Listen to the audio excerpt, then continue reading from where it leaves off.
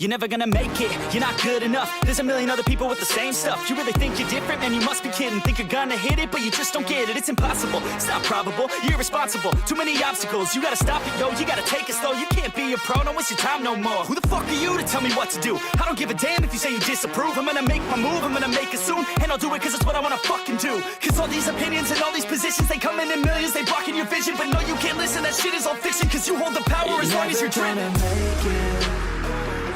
There's no way that you make it. And maybe you can fake it, but you're never gonna make it. Are you just gonna take that? Make them take it all back. Don't tell me you believe that. Are you just gonna take that? Or will you fucking fight back?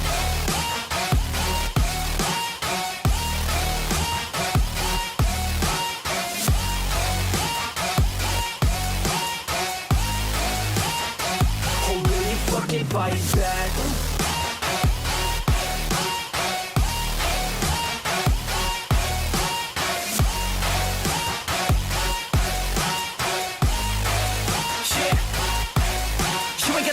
You ain't never ever gonna break it. You can never beat them and they're better than you face it. Thinking that they give a damn, you're not thinking straight, kid. No, they don't give a damn, you got what I'm saying? I'm not fucking playing, I'll give it to you straight, man. There's too many others and you're not that great, man. Stop what you're saying, stop what you're making. Everybody here knows that you just faking. Nah, I don't wanna hear it anymore, I don't wanna hear it anymore. All these fucking thoughts, they are not what I need anymore. I'm about to shut the motherfucking door on all you poor ass haters with your heads in the clouds. Talking out loud so proud, you better shut your goddamn mouth before I do more, speak out. It's about to head south. You're never gonna make it.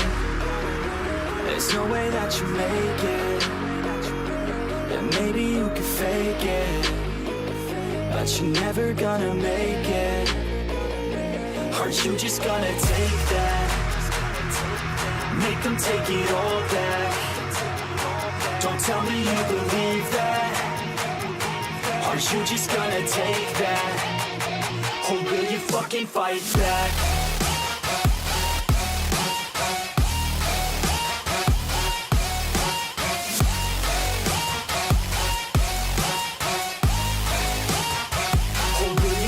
Fight back.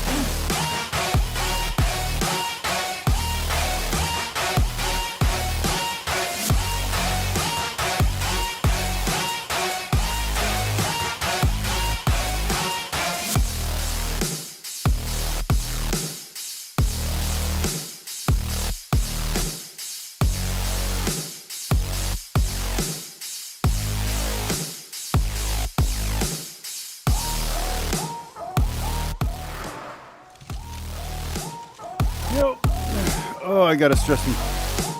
Yay. How do I stop this music? Stop it before it turns to something else. Stop. Stop. Whenever heartburn strikes, get... There we go. Stop it. There we go. All right. How's you all doing? Okay, so today we are doing... I'm going to be blunt with you, 8th Day Independent. You might not like today's topic. But anyway, glad you're here in the room, buddy. Oh man, is that a stress pimple? It's huge.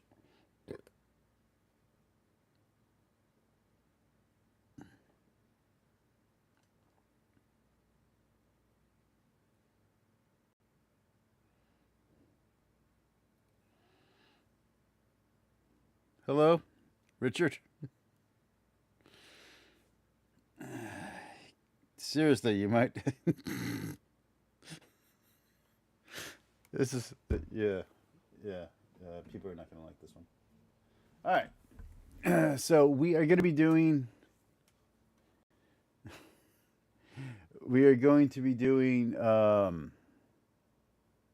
I almost don't want to.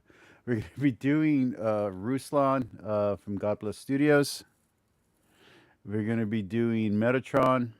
We're going to be doing Matt Fradd. We're going to be doing Councilor Trent.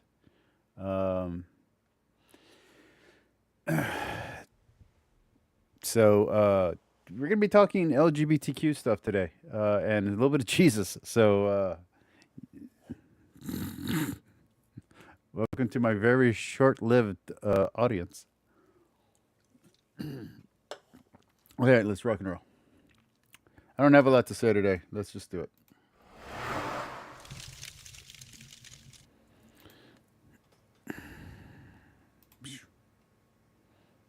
One of the most cringiest moments I've ever seen on TV. I can't believe.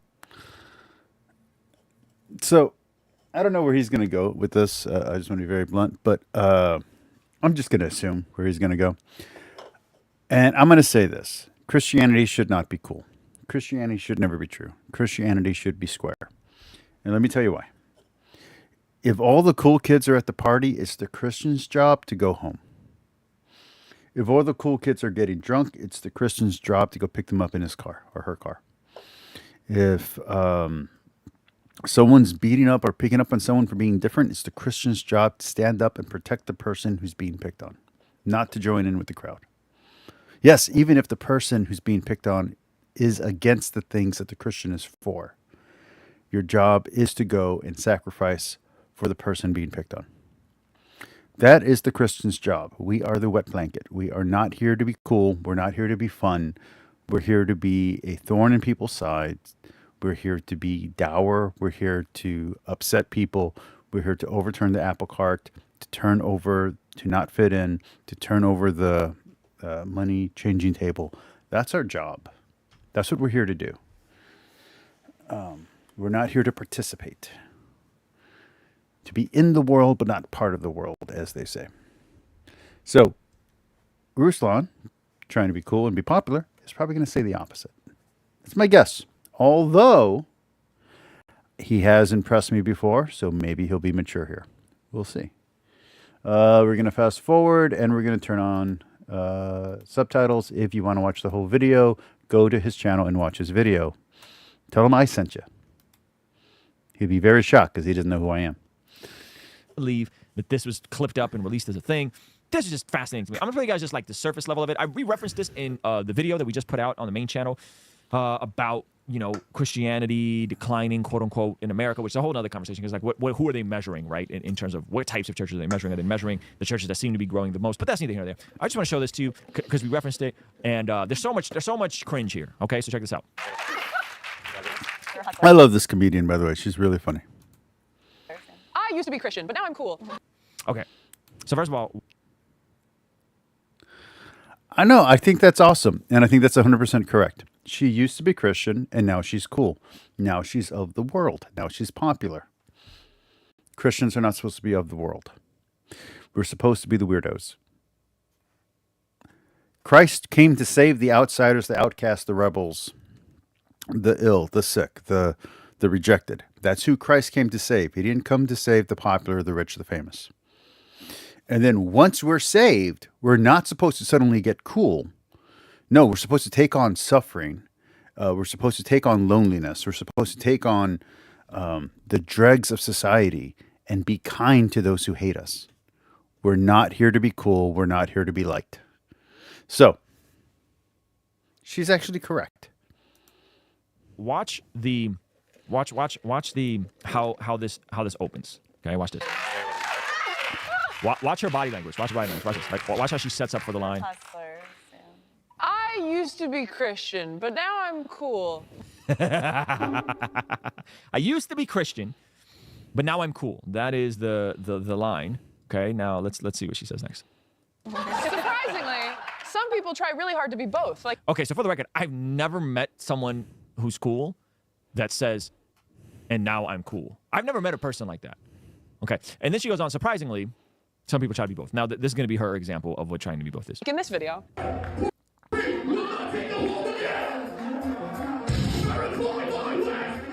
That's not the music on this channel. Christians at the kind of the forefront of that scene, and the guy says, "If you will not take a hold of me," so she's already not, like knocking the fact that it's death metal. But this, I mean, it's kind of hard. Just to be fair, I like heavy metal. I like death metal. I like black metal. I like metal in general. I also like old school hip hop and gangster rap. Not really too big into the current scene. But then again, I'm old. I'm not supposed to be cool anyway, so it doesn't matter. Skip the video. Ay, ay,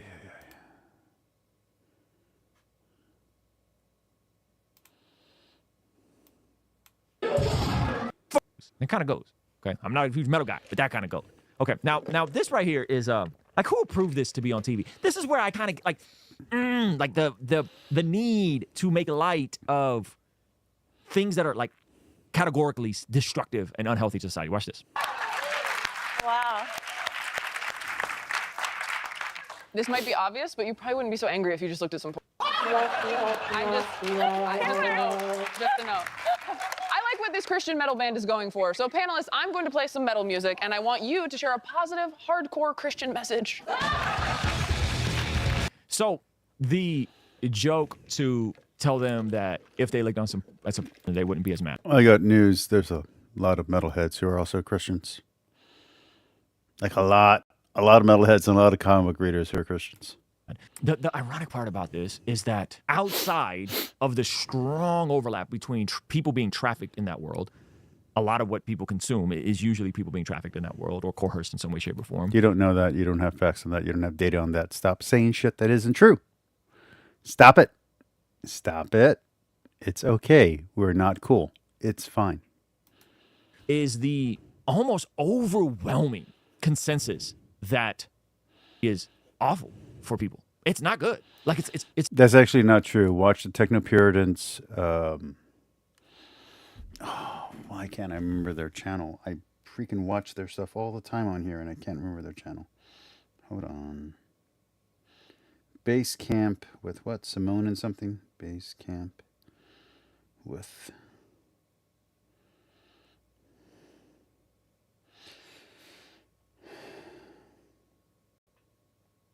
Oh, did their channel get freaking...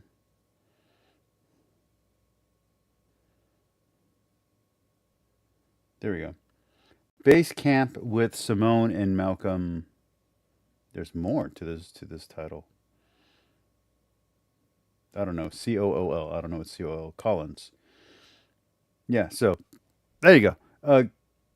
But yeah, watch their video on pornography. You'll see that the facts that a lot of the apologists are spitting are not true at all, which is a problem, which is a big problem. It's a problem that I brought up to Matt Fradd in his latest video, and we're going to watch that in a little bit.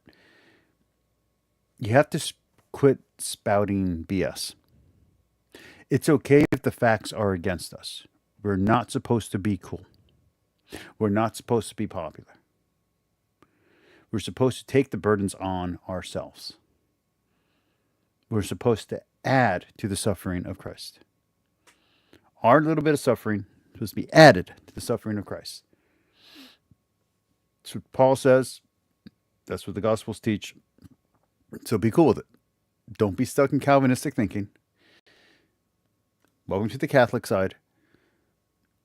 And stop arguing like a Protestant. If you're a Catholic, stop arguing for Protestant ideals. We're not cool. We're not hip. We're not popular. We're not supposed to be. We reject the things the world accepts. That's our whole point. That's the whole deal. It's not good. So this is like some weirdo writers thought it would be funny to make a light of people who are saying, I'm going to vow not to look at this stuff. Despite all the psychological research saying... Actually, all the psychological research says that people are healthier when they watch porn. Sorry. Your facts are wrong. But that's okay, because we can choose as a sacrifice not to give into our temptations. We don't have to make up facts that go against scientific findings. We can just simply say we're choosing a higher path. We don't have to fight the world on the world's terms. That, yeah, this stuff's terrible for you. It's awful for you. It's awful for you, right?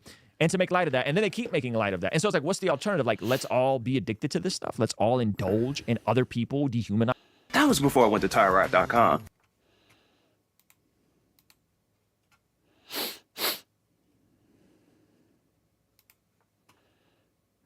In times illegally. Taylor.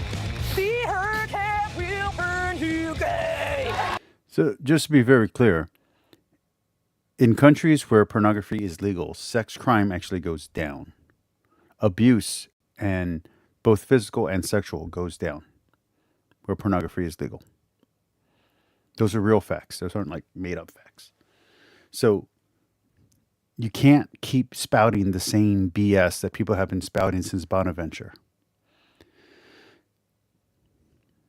You have to deal with the facts as they actually are, not as you want them to be, so that way you can feel supported. No, the reason why we reject pornography is because we believe it is a call to be a higher person, a higher being. The problem is you're stuck in your Protestant way of thinking, and some Catholics are stuck in Protestant way of thinking, and so they're trying to say, "Oh no, it's an evil, sinful thing that I'm trying to." No. You're actually trying to be godlike. That's what you're trying to do. You're trying to put yourself above temptation, and that's okay. It's okay that you're trying to be godlike. It's not a sin. It's not a sin to try to avoid sin.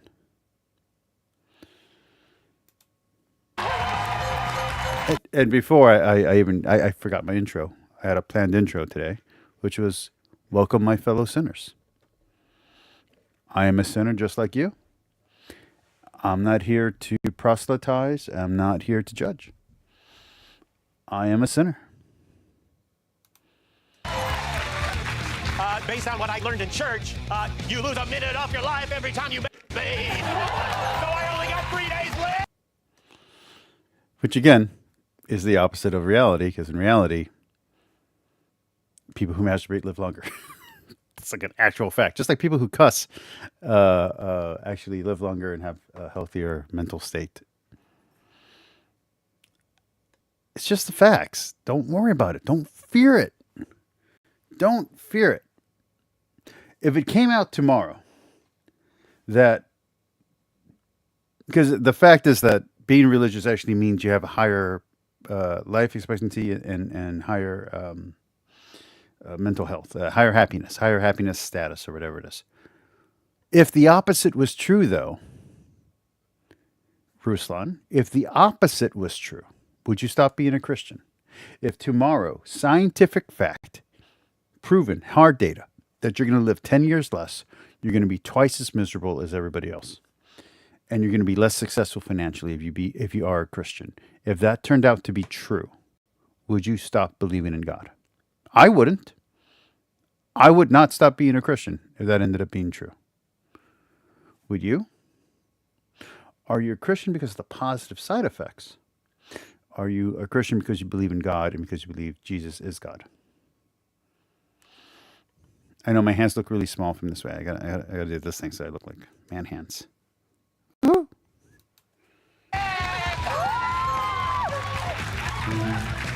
It's weird that Jesus likes this music. It's weird that Jesus likes this music. Taylor is currently in the lead with 1,800 points. Listen, I understand things are hard. I understand that, the writer's strike probably hurt a lot of these shows, and that... No, she's a really awesome comedian, and she's really good at her job, and she's really funny. Unfortunately, they're scrambling. They're trying to figure it out. They're trying to see what is... You're wrong.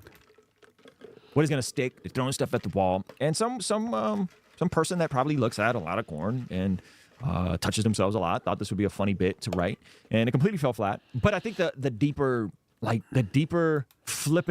I think the only thing that fell flat there is that they didn't have younger comedians that more young people would appeal to, and they had older and less known comedians. So who cares? Nature to celebrate Christians looking at corn. Like this would have been funny in like the 80s before we knew how awful porn was for us. This would have been Again, your facts are wrong. funny maybe in the early 90s. Like at this point, Go back and watch the video from the Techno Puritans. Oh, which one is it? There's also other videos you can watch, but I'm saying go with the Techno Puritans because they're kind of they're part of the neocon, neo-fundamentalists, neo-evangelical movement, even though they're creating their own religion, which makes them heretics, but let's not worry about that part.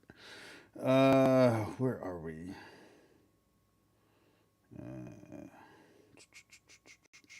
Where's the profap? There it is. Go watch Fapping Good, actually. Read the Bible plus research from 13 days ago from Basecamp. Bam, bam, bam. Bam, bam, bam, bam, bam, bam. They did good research. I don't agree with a lot of their biblical takes. Just to be very clear, they are completely heretics. Don't worry about that part. Worry about the data. They give good data. Okay, so go for the data. Don't go for the theology. Do not go to them for the theology. Everybody knows this stuff's terrible for you. Stuff's terrible for you. And so even if you don't believe in Jesus or the Bible, you should still commend these young men who are doing a genre of music that's giving people an outlet for their aggression, young people specifically. Again, the data on pornography doesn't support your conclusion. It's okay to say, hey, that's what they like doing, but we're not going to do it because we're calling ourselves to a higher state of being. It's okay. And say, you know what, I may not know about this whole Christian thing and Jesus thing, but like, generally speaking, yeah, I'd say is a net negative, and anyone fighting to not engage and indulge, good thing. Good thing. That's not true. The data does not support you. Psychologically, physically, emotionally, it's just not true. Yes, there are types of exploitation in pornography that are terrible, but those types of exploitation are terrible regardless of whether they're related to porn or not. So you need to come up with a different argument other than the Matt Fraads of the world. Matt Fradd argumentation is not factual. It's the problem. Use facts. Use facts. Hey, why don't we do it? Because we believe through dogma and through theology that it's wrong to do this. Is it in the Bible? No, not exactly. But we believe there's themes in the Bible. If we take these verses, put them together, and we believe that this teaches it's not a good thing. Why? Oh, because it's lusting in the heart. Jesus said not to lust in the heart, so we're not doing it. Yeah, but isn't it natural? You're right. It is completely natural. We're being called to be supernatural. That's it. That's your argument. It's not inverting facts. Because then, just like with evolution, when someone who has been told the BS that you're spreading, when someone's told the actual data, they will then turn to you, call you a liar, and lose their faith in religion. My book, like this is where we are now. And so I just wanted to bring that to your attention because I saw it and I was like, holy moly. Actually, my man JP sent me that. And I was like, I want you to come to my house. Okay, we're going to move on. All right, where are we? Oh, I had it in order. Darn it. Okay, hold on. We're going to go back. We're going to go back. We'll go on back because it's supposed to be in order, and now it's not in order. There we go. Okay, Metatron, here we come.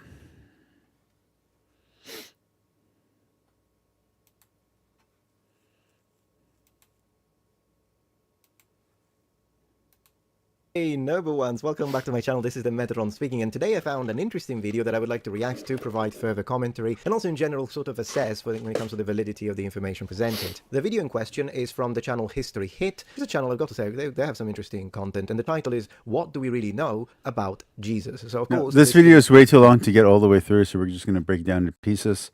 Hopefully it talks about the language thing, because that was the most interesting part for me. If not, that's okay. It's fine. It's a video about religion, it's a video about the history of religion, and I absolutely love the idea of... I love that in his recommendations, and he's listened to it, is shapeshifter to futuristic ambient relaxing. I love that. I love that that's in his recommendations. That's cool. Of religion, but also translation and original. Or if it's in his watch later, that's also fine. But if it's in his recommended, that's a little bit cooler. Language interpretation of scripture, putting it into context. I love all of that. In fact, I have a few videos myself. Did I even make a playlist? When will I learn? Be a successful YouTuber. When? Oh, I did. Okay, I take it back. I did. So I've got biblical interpretation and history of religion, 13 videos. And is there a way to see the content? Yeah, here it is. So we've got truth about biblical, accurate name of God, Adam and Eve, demons, angels, the missing facts of Jesus' arrest. I got quite a few things. And one of the kind of older videos that I made was, is Jesus historical? And then the one about Jesus' most plausible ethnicity based on the sources and the historical and cultural context. Now, this is a video that I made a long time ago, and I'm actually thinking of remaking it, doing it now with all the new information. So if that's something you'd like me to do, absolutely, let's cover it. But today we can see how they approached on this channel since... All right, lady, hit me with the knowledge. Come on. No, he didn't invent Christianity. It's quite possible that he had a wife when he was younger. Was Jesus a very naughty boy? He's not the Messiah. Possible that he had a wife when... Come on. No, he didn't invent Christianity. It's quite possible that he had a wife when he was younger. Was Jesus a very naughty boy? He's not the Messiah. He's a very naughty boy. Now, I'm not going to judge the entire video from the intro. This is not the best... What the heck was that? Oh my gosh, what did I click myself into? 12 Olympians helped my life. Hello, my name's Helen Bond, and I'm Professor of Christian Origins at the University of Edinburgh. Okay, good. Qualifications, appreciate that. They mean nothing to me, though, these days, I'll be honest with you. There have been a few professors that have been absolutely horrible, but then there were also other professors and experts that instead I really, really liked. I'm coming here, complete neutral. Shalom, everyone. My name is Eris Soref. I'm the president.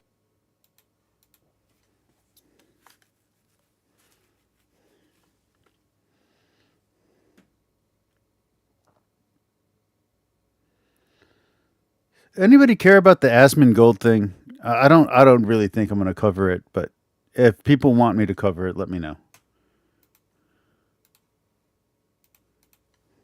This could be great. This could be horrible. Let's see. I'm also co-host of the podcast Biblical Time Machine, and I'm here today to answer, or to try to answer, the most often Googled questions about Jesus. Well, I like that she's very smiley, so I appreciate that. So here we go. Please. Oh, I'm smiling. Was Jesus called Jesus? Yes, he was probably called Yeshua, which is the Aramaic version of Jesus. It just means God saves. Correct. And was quite a popular name at the time. Jesus is the Factual. Greek version. Okay, so that was all for the answer. I'd like to expand on that a little bit then, because it is a good answer. Was Jesus called Jesus? Now, of course, Jesus is in English. The Greek name that she mentioned is also then the Latin name, which is Jesus, which, by the way, is my middle name in Latin. Yes, it is. My name is Raffaello Jesus. So, yeah, my middle name is in Latin. So that would have been the name written on the cross. Jesus Nazarenus Rex Judaeorum, so Jesus of Nazareth, King of the Jews. But when it comes to the actual original name in the language that he spoke, which would have been Aramaic, we have a few versions. So the Yeshua is the one that she's using, absolutely. There will be kind of a middle version. You have the long, complete version, Yehoshua, and then you have the shorter version, probably for his friends and family, which would have been Yeshu. So Yehoshua, Yeshua, Yeshu. Now, did you notice that she said it was a very popular name and then God saves? Absolutely. It was extremely popular also because first, we don't really get that impression as reading the Bible because when we read it in translation, we see the name Jesus only being referred to him. But not only there would have been a lot of other Yeshua or Yehoshua around in that area specifically, but we have another one in the Bible and it's Joshua. So Joshua and Jesus in the original language, in Hebrew, because the Bible is written in Hebrew, have the exact same name. It's just that they have been translated differently in English, just to make it easier to distinguish between the two obviously separate individuals. But in reality, they had the exact same name. Last but not least is the specific historical context. The fact that the name was so popular was not just because it was popular in use due to a religious connotation, that too,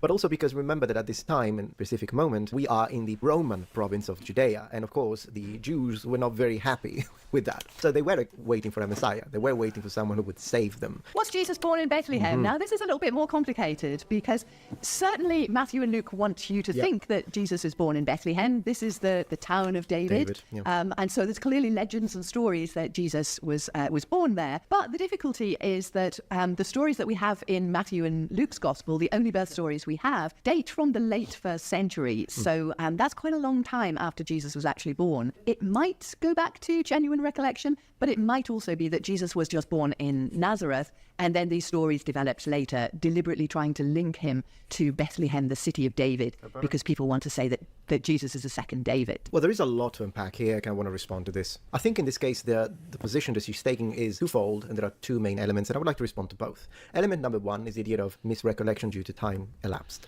So, in other words, as she said, event proper, it's been a few decades since that period, and therefore people misremember. Think it was born in Bethlehem, but who knows, it's been a few decades. So the first one is mnemonic and unintentional. The second one is instead intentional, in the sense that she thinks maybe because people wanted to present this idea of a new David, although then again, rather than a new David, I would say it would probably be a matter of prophetic legitimacy and at the same time lineage. But if that were the case, of course, it would even be considered or taken into consideration. We don't have enough to say one or the other, and therefore it's good that she presented it. I appreciate it, but I can't really comment on it from a historical or academic perspective because there isn't enough to build a strong case, and all evidence we have are anecdotal and circumstantial. Was Jesus... But we have no way that I buys is what instead of David should even be considered or taken into consideration. Now, the second position that she's presenting, the idea that this was intentional misrepresentation for legitimacy reasons, I would say, but she says to say second David and whatnot. I struggle to believe that, but I do have to attend. I don't know. We have been say one moment piece and Jesus was there for him. Archaeological and circumstantial. Was Jesus real? What archaeological evidence is there for him? Archaeological. Well, the first bit, was Jesus real? Yes, I think there's good reasons to think that Jesus was real. Certainly his followers start to talk about him within a couple of decades of his death. There's not any archaeological evidence for him, but then who would have archaeological evidence? You know, what would be left of any of us after 2,000 years? Okay, so in this case, I have to kind of play a little bit devil's advocate, because on one hand, I do agree with the overall statement that she made. She believed that Jesus was a real historical, so do I. And when I say this, I also say it not only from the perspective of my faith, I'm not even sharing that with you right now because it's out of the question, but I mean, even as someone who's enthusiastic about history, I've made videos where I say, I do think that there are more pointers towards the idea that he was a real historical personage or character than he wasn't, or that he was completely made up. With that being said, I have to play devil's advocate in this case to be fair, because whoever is asking this question, when they ask for specific archaeological data, I don't think they're asking for bones or osteological data. I think they're asking for anything that could be period. So, paintings, mentions, sources, bones. Of course, Christians are not going to look for those, but non-Christians can ask that question and they could absolutely look for osteological record. Representation, epitaphs, stelae, anything, mentions from other cultures, all of those things that could point to the idea that he indeed existed. And of course, you can go down, back 2,000 years and even longer. We've got remnants of ancient Egyptians. So, asking the question in the archaeological sense for someone who lived 2,000 years ago is not out of place, but there is a way I would answer that regardless. But let me see how she answers it first. Jesus is an artisan, he's a builder, or I can't be too worried a lot later either, within a couple of decades. Okay, so let me expand on that, because I think she's on a good route, but she didn't provide enough context. And so if you hear this, you might think, that sounds like a cop-out.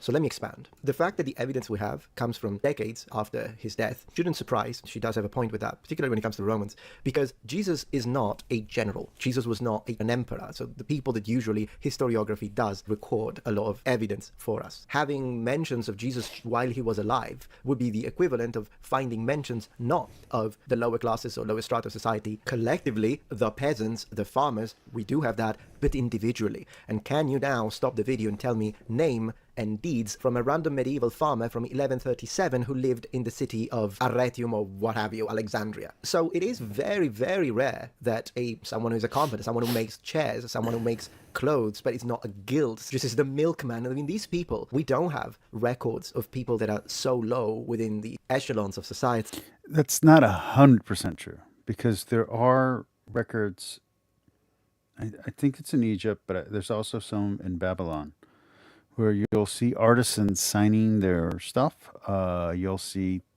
tax collectors or people asking for tax. And so you can get small trade things that happen. So this guy's name gave 100 sheep to this guy's name. This guy's daughter married that guy's son for this much, this person has a tab of this much. He owes this much for this much beer or this much grain for this much work. So you do get a little bit. Also on some of the graves, you get some information too. So it's not completely impossible for a lower class person for their name to continue on. So it is possible. It's just very rare. And mostly ignored. So, and then we are told about their lives, their deeds, what they said. When it comes to the Romans, this is where the situation gets even more interesting. I mean, if you noticed, Roman authorities do not start speaking about him after quite a few decades, but that shouldn't surprise us, because if we are to believe the Gospels, so I'll have to also envisage or Christians are mentioned, and therefore by connection Christ, is when the religion starts spreading, particularly you start seeing it in the record. About the choose, whether it be secular, they invented them, complete myths, or whether it be the religious one, no, it did happen, the miracles actually happened. Roman authorities, it's not like they never heard of stuff like that. They were all about half-gods and gods with mythical and powerful abilities. Yeah, that's the other thing that I think a lot of people miss, is that there are miracles happening all the time. There's miracles in other religions. Jimmy Akin talks about this a lot. So you can't just discount miracles from non-Christian sources. If you're going to say miracles happen and unbelievable things happen, you're going to say prophecy happens. You can't just dismiss prophecies because they're not Christian prophecies. You have to look at them the same way you're going to look at the Christian stuff, the same way you're going to look at the secular stuff. And you have to say, okay, well, is there any legitimate claim here? And if they get something right, that's not your cue to go, okay, that religion is true. You can't use that to prove Christianity, and you can't use that to prove, I don't know, Hinduism. But if someone's getting the prophecies right, if someone's getting the predictions right, what else is going on there? What factors are there? What can you learn from this information? And how can you apply it to your knowledge of how you look at other religions and societies? Abilities, but this is still a backwater province far away from the emperor, and it takes.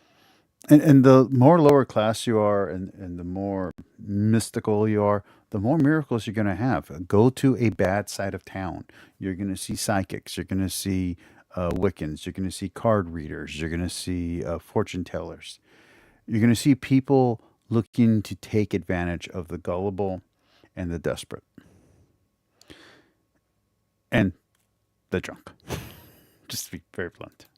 Takes time for information to travel, and even if systems start inscribing it, I mean, more things need or religious. How popular was Jesus? This is an interesting one, actually, because the Gospels give the impression that everybody followed him. Loads of people, crowds, couldn't get enough of him. And that was probably right on one level. Jesus is this popular healer and prophet, so probably people are coming out and they're wanting to be healed and they're wanting to hear what he's saying. Charismatic. But, clearly he was executed in the end. He was very unpopular with a group of people in Jerusalem. And I imagine that they weren't the only ones who saw Jesus as something of a threat and perhaps were a bit worried by him. Of course. So I think in general terms, Jesus had a high degree of popularity amongst the ordinary people, but probably the higher up the echelons of society you went, the more worried people were by him. That's fair. Was he crucified? I think this is probably the one we can say 100% yes to. It seems a very odd story for the early Christians to make up. If Jesus wasn't crucified, why on earth would you say that? And we know that one of the difficulties that early Christians had was in getting people to join the new movement when they said, well, he has great teaching, but it's a bit awkward that he was crucified by the Romans, and they have to sort of explain that away. I think there's a very good chance that that's 100% true. Okay, so it's a good point. It's a little anecdotal, but it is a good point. The only thing I would say is that it is, to me, indeed probable. Something that I would defend is the idea of crucifixion, but simply because it makes sense when it comes to possible accusations of sedition from the perspective of ancient Romans and Roman law. I think it does make sense, because I do think that it's possible that they tried to pin sedition. And here is how I justify that. During the arrest, one of Jesus' disciples decides to draw a bladed weapon and try to defend his master. 3 of the 4 Gospels do not tell us who this specific disciple is, but John does and identifies him as Simon Peter. Usually when we read this, we tend to focus on the miracle side of it. So Simon Peter cuts the ear off of one of the Jews and Jesus heals him. Today I'd like to focus on the very fact that Simon Peter had a sword in the first place. Because what this tells us is that at least some of Jesus' followers did have weapons on them. Now the reason why I chose to say a bladed weapon and not necessarily a sword first is because we don't exactly know if it was a sword or if it was more of a knife or a tool. That is because it's difficult to point it out linguistically, and more evidence would be required to be that specific in the translation, at least to deem it conclusive. But from the purposes of the Romans, whether it be a knife or whether it be a full-on sword, some of these people were indeed armed. But were they rebels? To answer this, we need to rewind for a moment. So we know that occasion to that, still in script and with senses of correctness, described as them of who to have worth to make it with breakers. This sentence to from 5 days to Poles. Their native language. People. Aramaic. This is an interesting. Thank you so much. I think his native language. What languages did he speak? Aramaic. This is. I like this one. This is what I wanted to cover on this video. After this segment, we'll go ahead and move on to the LGBTQ of the issue. We'll have fun with that. Okay, so I personally think Jesus would have spoke. Personally, I think Jesus would have spoke Aramaic and Hebrew. That's what I personally think. I have nothing but the Bible to prove that with, okay? I've heard other people argue that he would have spoken Aramaic and Greek, not Hebrew. And that when they talk about Jesus speaking Hebrew, what they really meant was Aramaic, because those are the Hebrew people, and the Hebrew people were speaking Aramaic at that time. I've seen some people argue for whatever language was being spoken in Egypt, whether Coptic or Greek, Koine Greek, possible. Metatron says something in this section that blew my mind and I really liked. I liked the possibility of it. Is there any proof? Not a chance. This is his speculation. But if he ever publishes on this, I will spend money and buy $180, $200 book that's just his thesis or I don't know, doctorate on this if he wants to get another doctorate. I think he is a doctor. You know, he was a professor. I don't know if he has a doctorate, but yeah. It's an interesting one too. So I think his native language would have been Aramaic. Yes. That's what people in the whole of this sort of eastern region spoke. That was their native language. It's not impossible that he had a few words of Greek because I'm a little weird. I love ancient languages. I'm deep into ancient languages. I've studied ancient languages on my own as a hobby, and I've done this since I was 15. It's a weird hobby, but it's something I've done. So this interests me a lot. Greek was the sort of the language that united everyone, that sort of the posh people spoke, and it was the language that you could use. It's the language of the upper class. It's the language of the upper class. So if Latin is the language of the vulgar people, the common people, and Jesus is of the common people, what language would he have spoken? Are we all incorrect? Are we all incorrect in assuming Greek?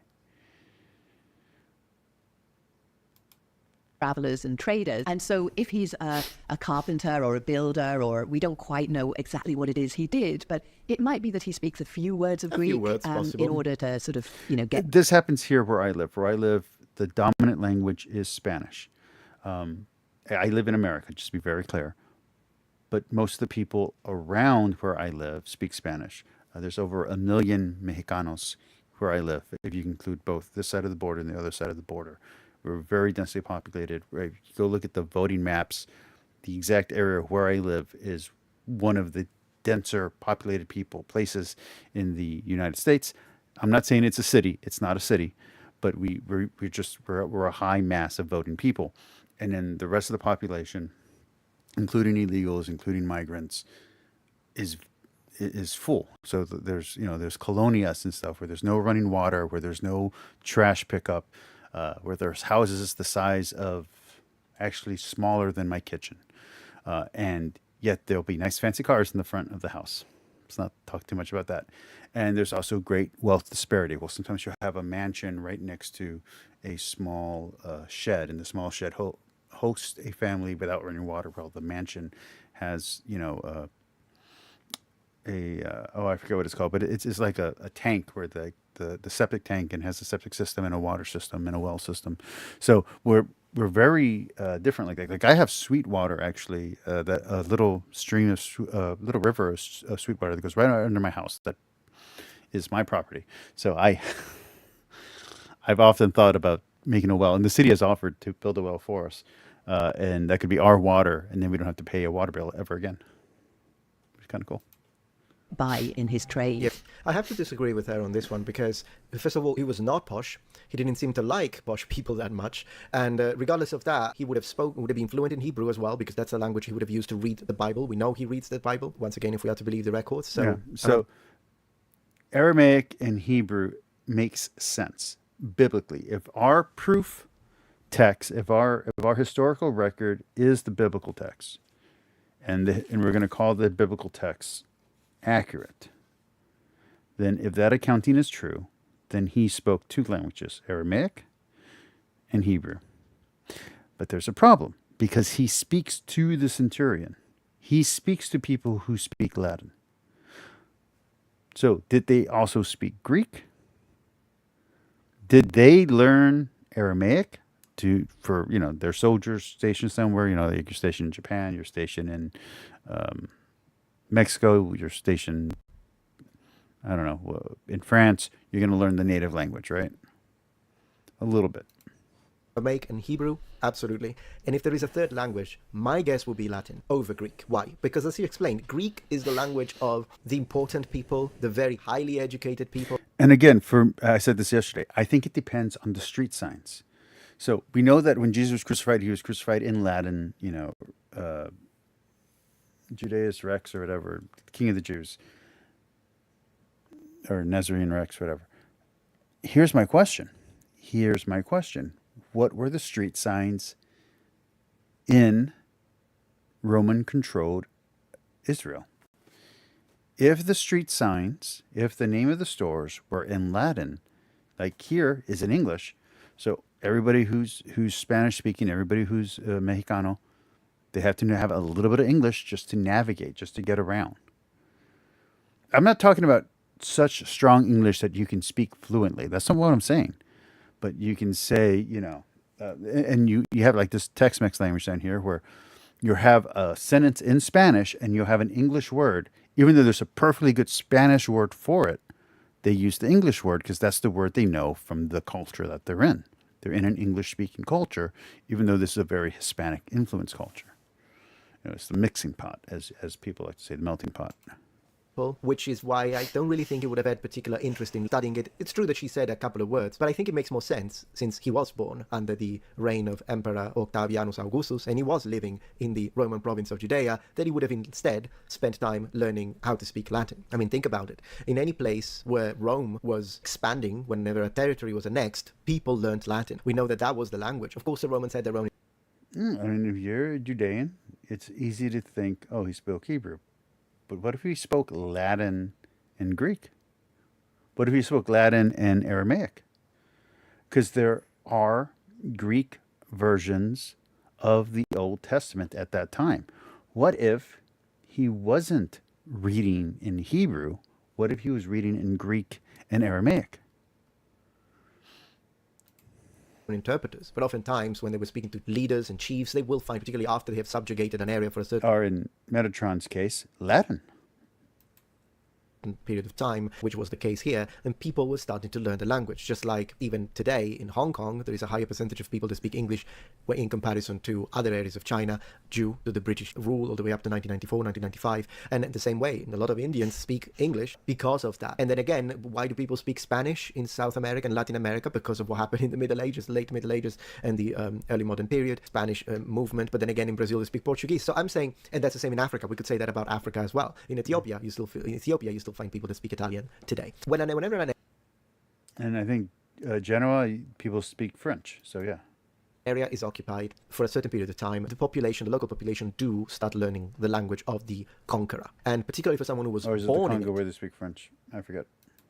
So he was born under the rule of Emperor Octavianus, dies under Tiberius, of course. It would have made a lot more sense that he knew Latin. Also because, again, connecting to the Gospels, since we're talking about this, he speaks with Romans, with the legionaries. He speaks with That centurions. is a very how good is he point. speaking? Is it more probable that he knew Latin, or is it more probable that they somehow had already learned to speak Aramaic, or that they spoke Hebrew? Could be a mix. Maybe they were using both, but it does make sense to me that he actually did speak Latin rather than Greek. And maybe with his dad. What clothes did he maybe wear? with Joseph. Yes, again, this is an interesting one because the Okay, so that's good. That's perfect. That's what I wanted to cover. Let's move Impression on you to the have- next controversial topic. one of these Jesus films is that he's sort of wearing the Bedouin outfit. You know, he's got long hair, Long he's got hair. his robes, maybe an outer robe. They're sort of flowing garments. Okay, going right here we down to go. the ground. He's got Controversy sandals on his abounds. feet. Let's And have some all fun. of those actors playing Jesus, their hair is quite short compared to mine.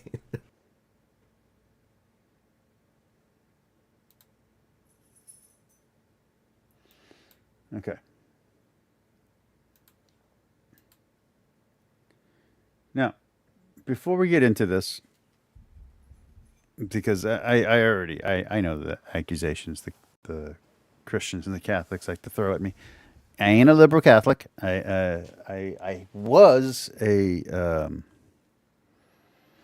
I did at one point believe in liberation theology, even though I didn't understand liberation theology, but I was very heavily influenced by the culture I live in. I live in Hispanic culture with very Latin American influenced and Native American influenced culture. You can go to any of our restaurants and you'll see a Native American sacrificing someone. This is like we're eating food, and there's like this really handsome, masculine Native American Mexicano Azteca holding a heart, and then there's this beautiful Azteca woman in like a dress or sometimes topless, standing up looking at him like, oh, you know. So that's just part of a culture that's where I live. Sometimes it's a Mayan. Usually it's an Aztec. Any church has yet gotten sexuality itself quite the way that I think Christ. Point is, what is your view of homosexual acts? I don't think the church, any church, has yet gotten sexuality itself quite the way that I think Christ gets it. And I think that they get it the way Paul gets it. Well, I'm not sure if I agree with the first half of that statement. The second half of the statement, I agree 100%. I think most people base their moral ethics, their sexual ethics, I'm talking about in the church. And I mean the church as a whole. I don't mean Catholic, Protestant, Anglican, 3 times removed, Chalcedonian. No, I just mean Christians in general. We get our sexual mores and our standards from Paul. We're not looking at Jesus. We're not looking to Jesus. Jesus gives an exception for adultery. We don't follow that. We follow Paul. And I think that that's important to acknowledge, that a lot of our dogma, a lot of our theology follows Paul, not the Jesus presented in the Gospels. And that's fine because Paul wrote first before the Gospels were written. Okay? But Paul's kind of cranky about sexuality in a way that I'm not sure is Christ's view of our bodies. That kind of it's better to marry than to burn. I guess so. But I think it's actually better to marry than anything. It's like, and the church has always had this thing. Well, is it better to marry than to be, a virgin? Is celibacy better and all? Sure. I don't have any debate about that. And just to be clear, if you look at how virginity was talked about, especially in the early church, there's a heavy divide between those who looked at it as spiritual virginity and those who looked at it as bodily virginity. And it gets into the Essenes, it gets into different Jewish sects where their influence on Christian culture and the development of Gnosticism, you have those who deny the body and say that the body is officially dirty. It doesn't. The moment it's flesh, it's evil, and the church denies that. But you also don't want to go too far in the other way, where only the spirit is good. So you don't want to go so far that the body's evil, but you don't want to go so far as to say that only the spirit is good. The body itself is good. Sexuality, when properly balanced, is healthy. It's necessary for survival. It's a good. I think that marriage is a deeply holy, beautiful thing that was made from the very beginning. I'm a heteronormativist. I believe that we were made to be heterosexual, that we were made to, you don't have to look at our bodies. We're like jigsaw puzzles. We fit together, and out of that fitting together comes life and all of that. So currently, before we get into the Christ of it all, he's on the same level as Plato. So far so good. He hasn't said anything heretical. He hasn't said anything problematic. That's not how Matt Fradd's going to take it. I watched 7 minutes of this already, so I haven't watched the whole thing.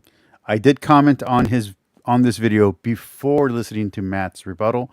After listening to Matt's rebuttal, I changed my comment slightly to adjust for what he actually said in rebutting Klavan.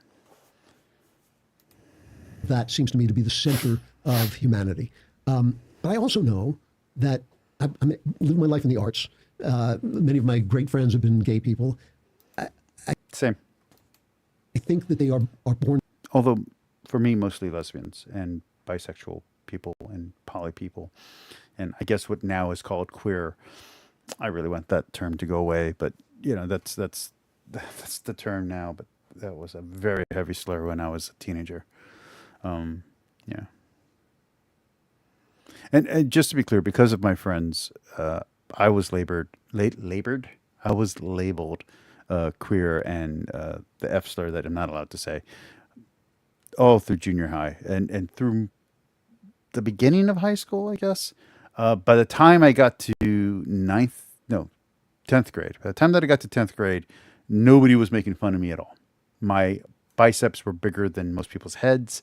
And I had gotten into enough fights and gotten kicked out of school enough times that nobody wanted to fight with me because I hurt people. It's just not good. That's a much bigger problem than the other thing. But yeah, when I was in junior high, a little bit in a little bit in elementary school, a little bit in fifth grade, but from fifth grade to I would say seventh grade. Eighth grade is when it both got its worst and when it stopped because of the going through puberty. But seventh grade was absolute hell for me. It's probably the worst year of my life was seventh grade until my cancer scare years later.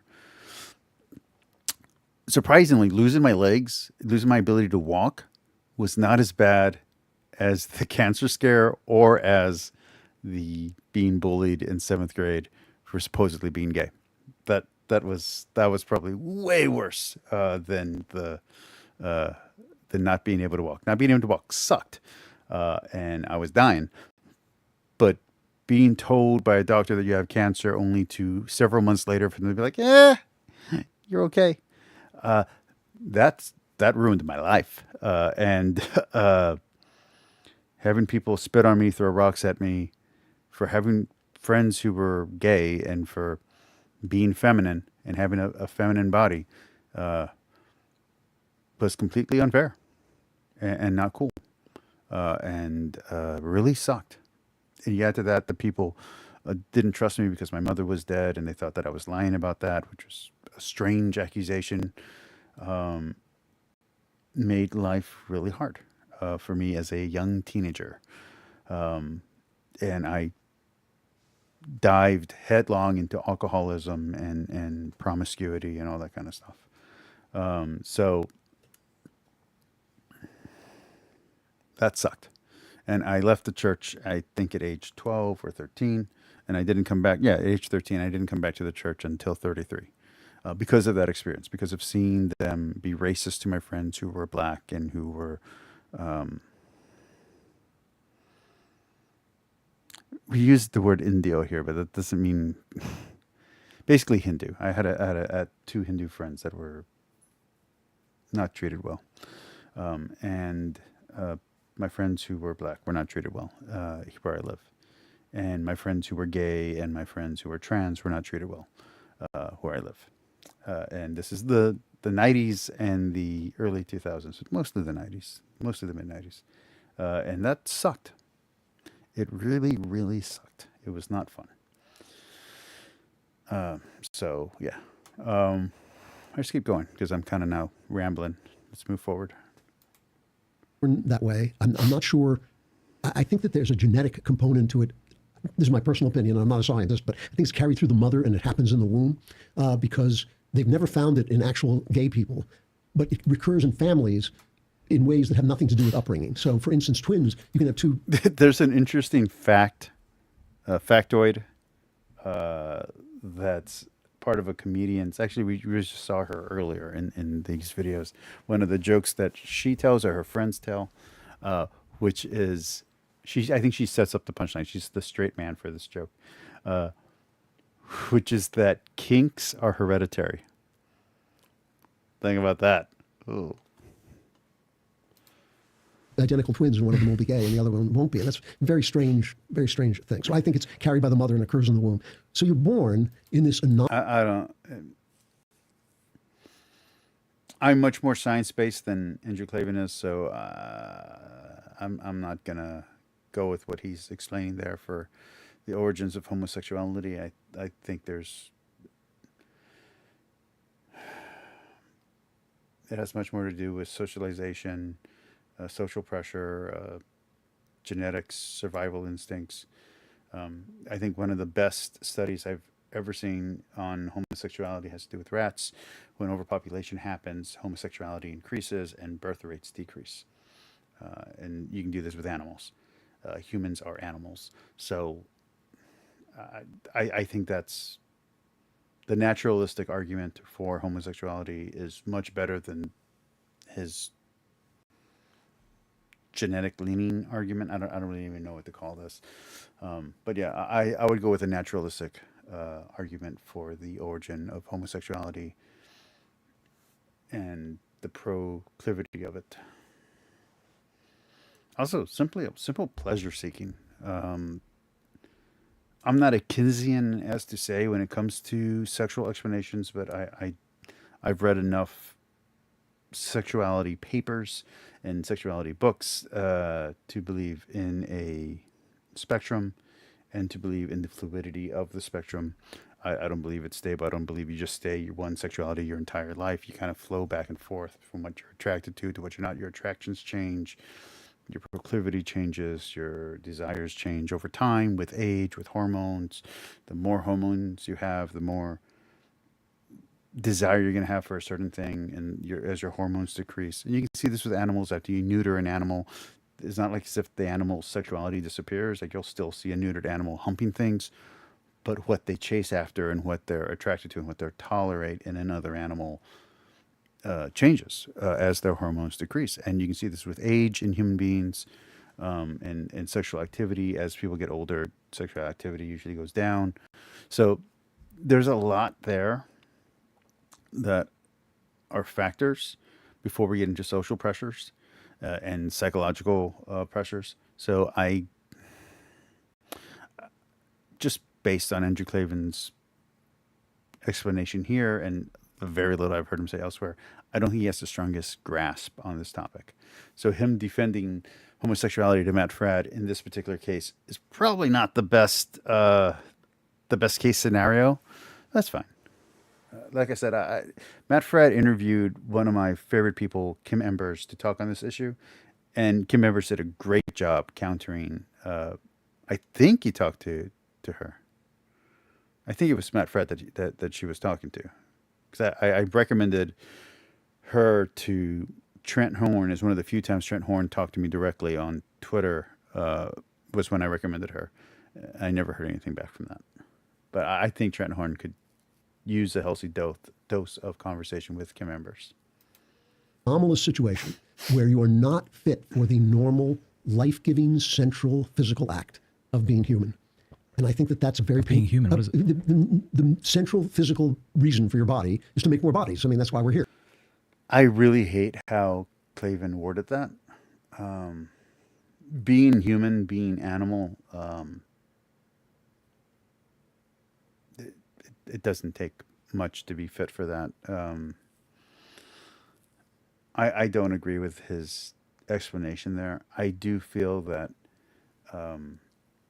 if you're going to look at it in an Aristotelian or Platonic form type way, where the perfect human, the perfect goal, what your excellence is, what your eudaimonia is what your purpose is, fine. I'm okay with that. I'm down with that. I agree with that.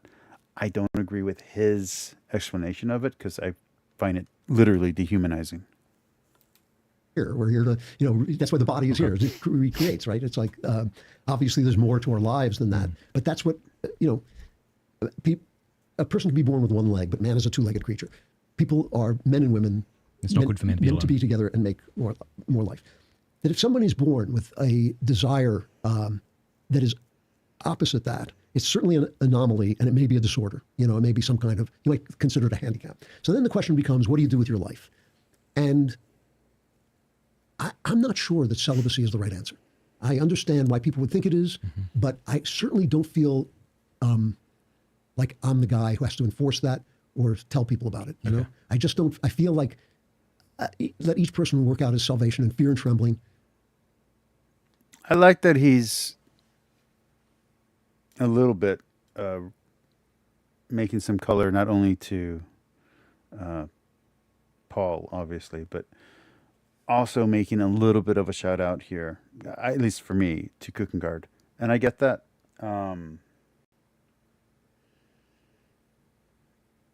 But I feel he's playing in waters that he doesn't understand, or at least that he's compromised on. Which again makes him the wrong person to have this conversation with Matt Fradd. If you're gonna defend homosexuality or whatever to someone like Matt, you have to be wholly committed to your cause. So if you're gonna say it's sinful, then say it's sinful. If you're gonna say it's acceptable, say it's acceptable. You can't be wishy-washy like this, because Matt Fradd is gonna come back and hit you with a hammer, no matter how soft and nice he's talking to you, which is exactly what's about to happen.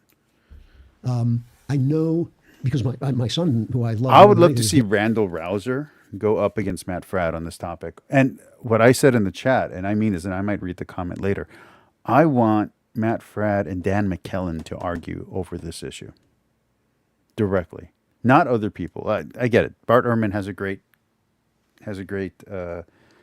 knowledge base and case to make about what the Bible does and doesn't say. Fine. I don't want that. I want Dan McKellen versus Matt Fradd on the subject of LGBTQ and the Bible. Not just New Testament, Old Testament and New, every single verse. It's not that many anyway. Have them bang it out. Have them fight with each other over it. I think that would be very productive.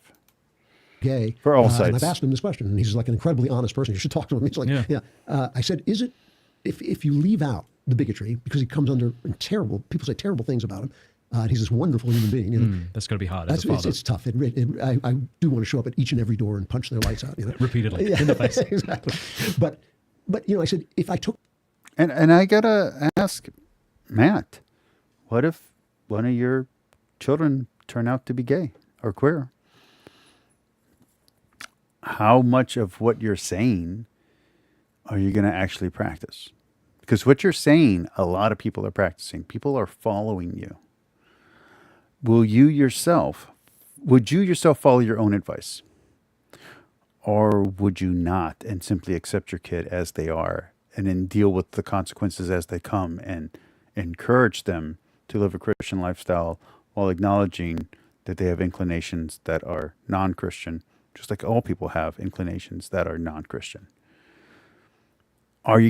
Which route are you going to take? I'm not expecting you to take the route of acceptance. I am not that naive. But you can take the route of a loving, caring, understanding parent, or you can take the route of a radical and damage your kids immensely by going into denial. So, which way are you going to go? Took all that away, and it was just normal, and it was just like everybody was fine with it, like the left wants it to be. Would it still be sad? And he said, yeah. He said, there's an inherent sadness to it. What's sad about it? That you are excluded from what is the norm of... And I had a client that was suffering through this, that was suffering through his homosexuality. He was a good client. I think I worked with him for 3 years. And eventually I had to tell him that he could no longer train with me. I used to be a martial arts instructor, for those that don't know, as a personal trainer. Not relevant to what I'm talking about here. But what I told him was, I care for an elderly father. I have a wife. I have a family. I can't have you going through a self-destructive phase while I'm inviting you to work out at my home, while I'm going off on trips with you, while I'm giving you access to my personal life. So I have met people who do have that sadness when it comes to their sexuality. But I've met many other people who are bi, pan, poly, gay, lesbian, who are happy, not just happy in their homosexuality, but happy in their lives. Like, they like the life they live. They don't regret it. And especially those who are pan or bi, they have, to themselves in their mind, have not cut themselves off from progeneration. So when they get the urge to have a kid, they just find a partner. If they're in a poly or polyamorous relationship, they try to bring someone in. If they're already with someone, they just move forward. And now you can say, well, how's that? If someone's queer and they're in a relationship that we identify as straight, how is that gay at all? I get it. I get that conversation. I welcome that conversation. It's not the conversation I'm here to have. I don't identify with that group, so I don't feel that's my place to have that conversation.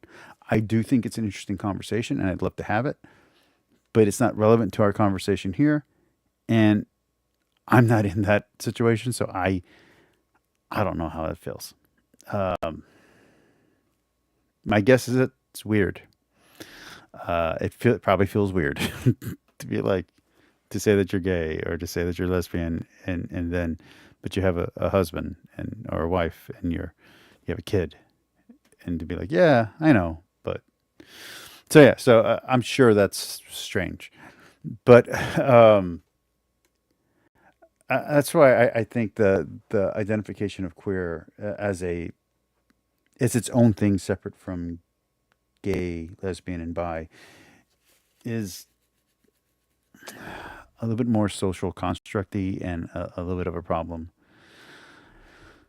for the bigger movement of gay rights. But if the bigger the tent, right? So human love and human life, I see, despite people's opinion. You're Yes, saying. forget just about the people's actual. opinion. Yeah, I mean, and I've seen that in every gay person I've ever known, even the ones who won't admit it. I've seen that sadness. Again, I have not seen that in all. I have seen that in some, and I've seen in one person in particular, I've seen it dramatically intense and present, dramatically so. And I guess I just feel like, for me, romantic love is one of the great consolations for life. Because life can be very tragic and very hard, but romantic love is one of its great consolations. And I'm not ready to deprive somebody of it on a doctrine. Right. So I don't know how God is going to deal with a person who is in a loving, faithful homosexual relationship. But I have. So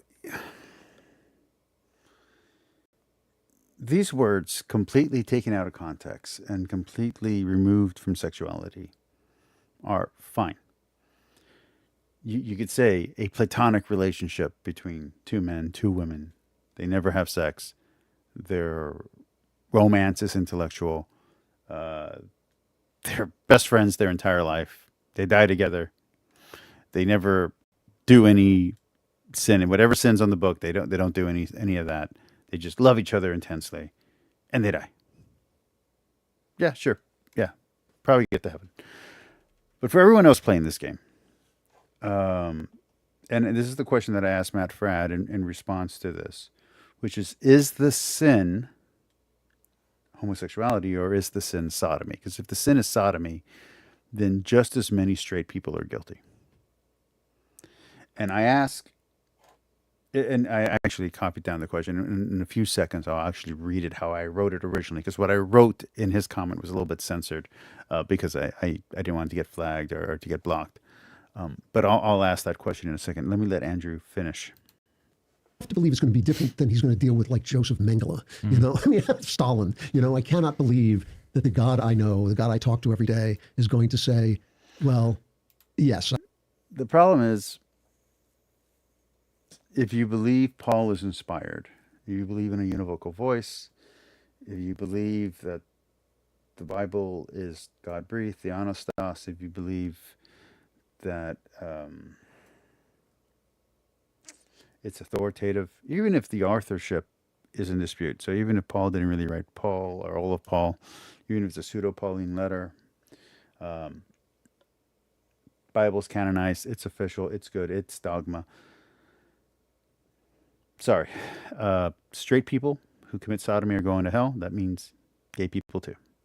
So everyone who commits sodomy, who doesn't repent and doesn't change their ways, going to hell. Everyone.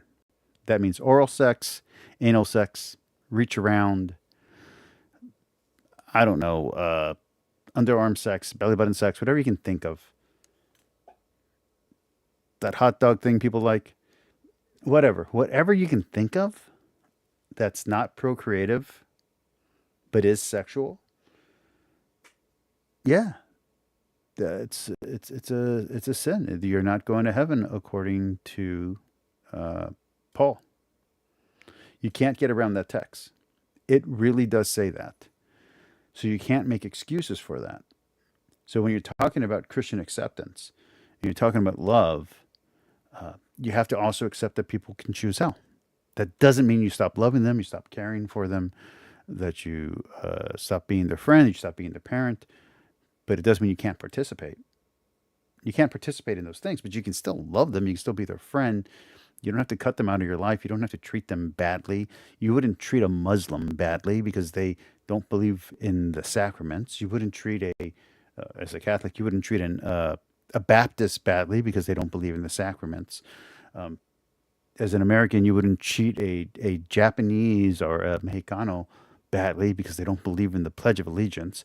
No, you treat them like a human being. You love them like a human being, and you let them live their life, and you let them think that you're wrong, and think that they're wrong, and you are friends with them, and you go have cake and pie and drink milk together, or whatever it is people do in normal circumstances. Oh, hey Juan.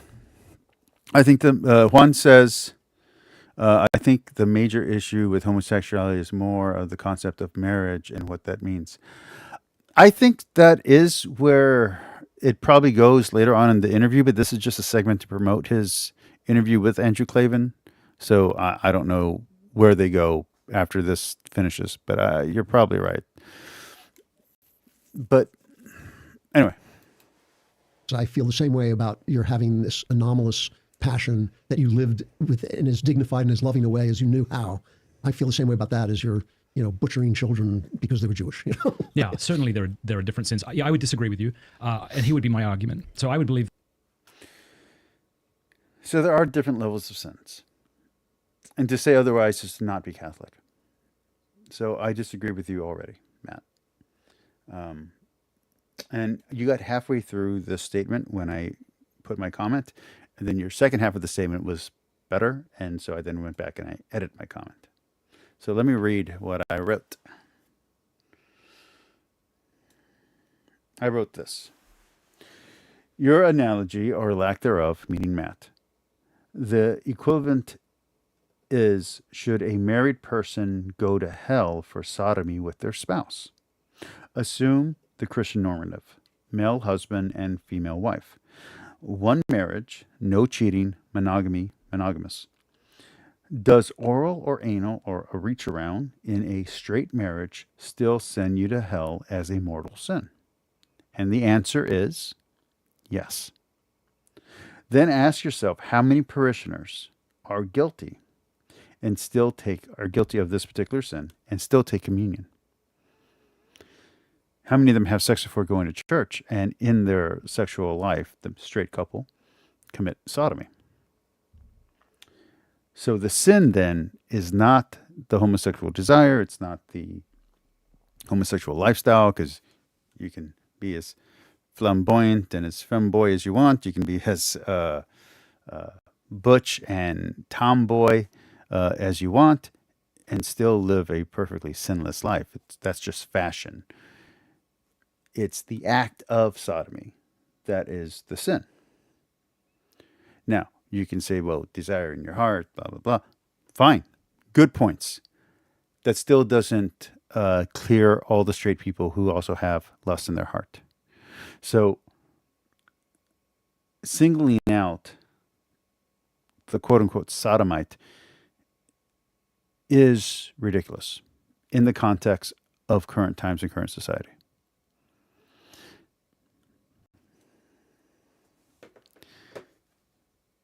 We're just as guilty of our own sins as someone is guilty of their sins, even if they're not the same sins. And when they are the same sins, what are we arguing about?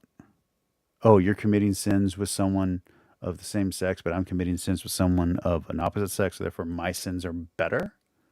No. Murder's murder. Abuse is abuse. Words I can't say on YouTube are words I can't say on YouTube. Adultery is adultery. Yeah, the category and the level of sin is one thing. But saying that adultery is somehow not adultery, or implying that adultery is better when it's between a straight man and a straight woman, that's a false equivalency and not true. Both send you equally to hell. That the Bible is the Word of God. Yep. So when you say Paul's cranky, presumably you don't mean in those instances he's not teaching truth that ought to be submitted to. Well, I just wrote a big essay on how I read the Bible. Okay. And I don't want to... That's okay. Well, let me lay out my argument and then go into it. So I believe the Bible is the Word of God. Nowhere in sacred scripture does it speak about homosexual acts in a positive light. Wherever it speaks about it, it condemns it. There is not one early Christian who would take your view, I would say. And here's what I say to that. I've heard enough Bart Ehrman on this topic. I've heard enough Dan McKellen on this topic, and I've heard a number of, I don't know, maybe 100, 200 other pastors, preachers, scholars, you name it, on YouTube, in books, talk about this topic. I want to see you defend your point of view with Dan McKellen. And I'm not talking about you setting up an interview. Dan McKellen has live streams once a month. Go onto his live stream, spend $5, post your question, word it as good as you can, as proper as you can, as succinct as you can. Put it in his chat. Give him the $5 and have him answer a super chat with your question. Is there anyone in the early church who shares Andrew Klavan's point of view? And explain your point of view, however many words they give you for the super chat. And ask it on Dan McKellen's channel. And you can be under your Pines with Aquinas. It can be under your Matt Fradd account. Whatever account you want, as long as people know it's you. And ask. And see how Dan McKellen responds to you. And maybe you're right. But I'm willing to bet money. In fact, I'll bet you the super chat. If you do a super chat to him, and he is not able to produce a counter argument with citations against your view that no early Christian held Andrew Klavan's point of view, if he's not able to do it, I will spend however much money you spend on the super chat, less than $100, Matt, and I will put a super chat under your channel the next time you're live saying, I apologize, I was wrong. But if Dan McKellen can answer it, now the whole world has been elucidated and has learned a little bit, including, hopefully, willingly, you. And I would say that they stand against the grain, against that first century Greco-Roman world where homosexual practices were tolerated or maybe even celebrated in certain instances. I'm not sure. That's not true. That's a false idea of what ancient Greece was like. Outside of Athens, most of the places look down on homosexuality. Thebes did have a higher view of sexuality, but that's with the Theban ban, and that's a little different. It was a special military force. It's a little different. The Golden Ban, the Theban ban, is different than what was going on in Athens. And other Greek cultures did not like what was happening in Athens, just to be very clear. So, the first Christian I can find to try to revise those scripture verses to make them say, well, it's about pederasty or it's about a power relationship, comes from a Catholic priest in the 1970s. I've actually looked pretty hard.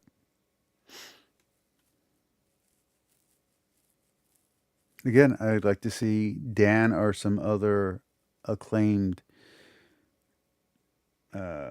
legitimate scholar, noted scholar of note, handle this question. I read translations of translations, okay? I'm not pretending to be a scholar on that level.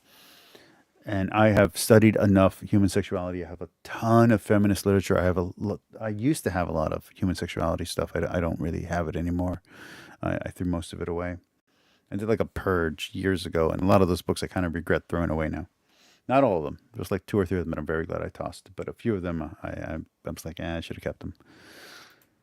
I can't find anyone prior to that who would seek to justify sodomy. And so I would think that's a very good argument against it. Yeah, but again, it's how you define the word. Because there are Catholics today, and Trent Horn talked to you about this in, I think, like 2 or 3 videos ago, where they're consider sodomy holding hands. That's a sexual act out in public. Kissing is sodomy. It's holding hands out in public. It's kissing out in public. It's indecent. So there are Catholics who think that way. So you have to define the word that you're using, and you have to understand what the definition of the word was at the time it was initially used, which is where this argument goes, which is what you're not acknowledging in this portion of the interview. You might acknowledge it later on. And that would be my argument against it. And so not just because you said earlier about bringing the church into it. So even without bringing the authority of the church into it, I would say that. I would also say I don't like the... And I don't think you should go to the Bible to appeal to this. If you're a Catholic, we have tradition. We have the church fathers. We have the Didache. We have church documents. We have stuff that's been declared. And if it hasn't been declared, if it hasn't been defined, if it hasn't been ruled on, you're allowed to believe what you want to believe. But yeah, we're not able to go against the Bible. the Bible says what it says. You can't say the Bible doesn't say what it says. So, Andrew, while I agree that your son should not have been treated that way, and I agree that I'm okay with you have or have not punched anyone who's ever been cruel to your son, it's still a sin, according to the Bible. So either you're in Christianity or you're not. That doesn't mean you don't reject your son. That doesn't mean you reject your son. You definitely don't reject him. You love him. You stay with him. You protect him. You support him. And you just, when he asks, you say, yeah, it's a sin. And that's it. And you move on. Because we all sin. And the default is all of us are going to hell. That's the default. Only the special elect few are going to heaven. Now, I hope I'm going to heaven, but I don't know. I'm not a Protestant. I don't believe in once saved, only saved. The words gay and homosexual because it tends to put people in a box. I prefer, I mean, people can identify however they wish. You know, they can say to me whatever they are, but I prefer same-sex attracted. You know, like so someone has same-sex attraction. And part of me thinks, all right, whoop-de-doo. Like, it's not us versus them. It's us. All of us deal with perversions in our sexuality. A man might wake up in the middle of the night after having a sexual dream and desire to masturbate. Is that natural? Well, yeah, it's natural that he should desire to seek sexual pleasure after having been brought to that edge. You know, and Matt Fradd's sex life and Trent Horn's sex life sounds so depressing to me. Seriously. You can just, anyone who's been a dude and has had to deal with testosterone, a gust of wind, man. Like, it doesn't take a lot. You could just start fantasizing out of nowhere, and suddenly, you know, it takes a lot to mature into the self-control it takes to suppress is the wrong word, but to disperse those thoughts when they come. And we, even as grown men, we fall off the wagon all the time. We mess up all the time. So, and I'm not talking about sin or perversion. I'm just saying, like, we're not always in proper control. Sometimes our rage gets the best of us. Sometimes our lust gets the best of us. That doesn't mean that we have to act on it. We're not animals. We're humans. But humans are animals, and so those urges do come. So you have to deal with them. And the way that he's making it sound is like a demon somehow comes in and like, oh, the succubus came and made you horny and made you come. And now there you are. And that's not how it works. There's no demon making you horny. There's no evil spirit tempting you to have sex. It's just your normal human sexual drive. That's it. And your attractions are based on more than just genetics. They're also based on experiences and psychological adaptations to trauma and stimuli throughout your life, including from early childhood all the way to death. So what he's saying isn't taking into account any of these things that are factors into people's sexuality. So, yeah.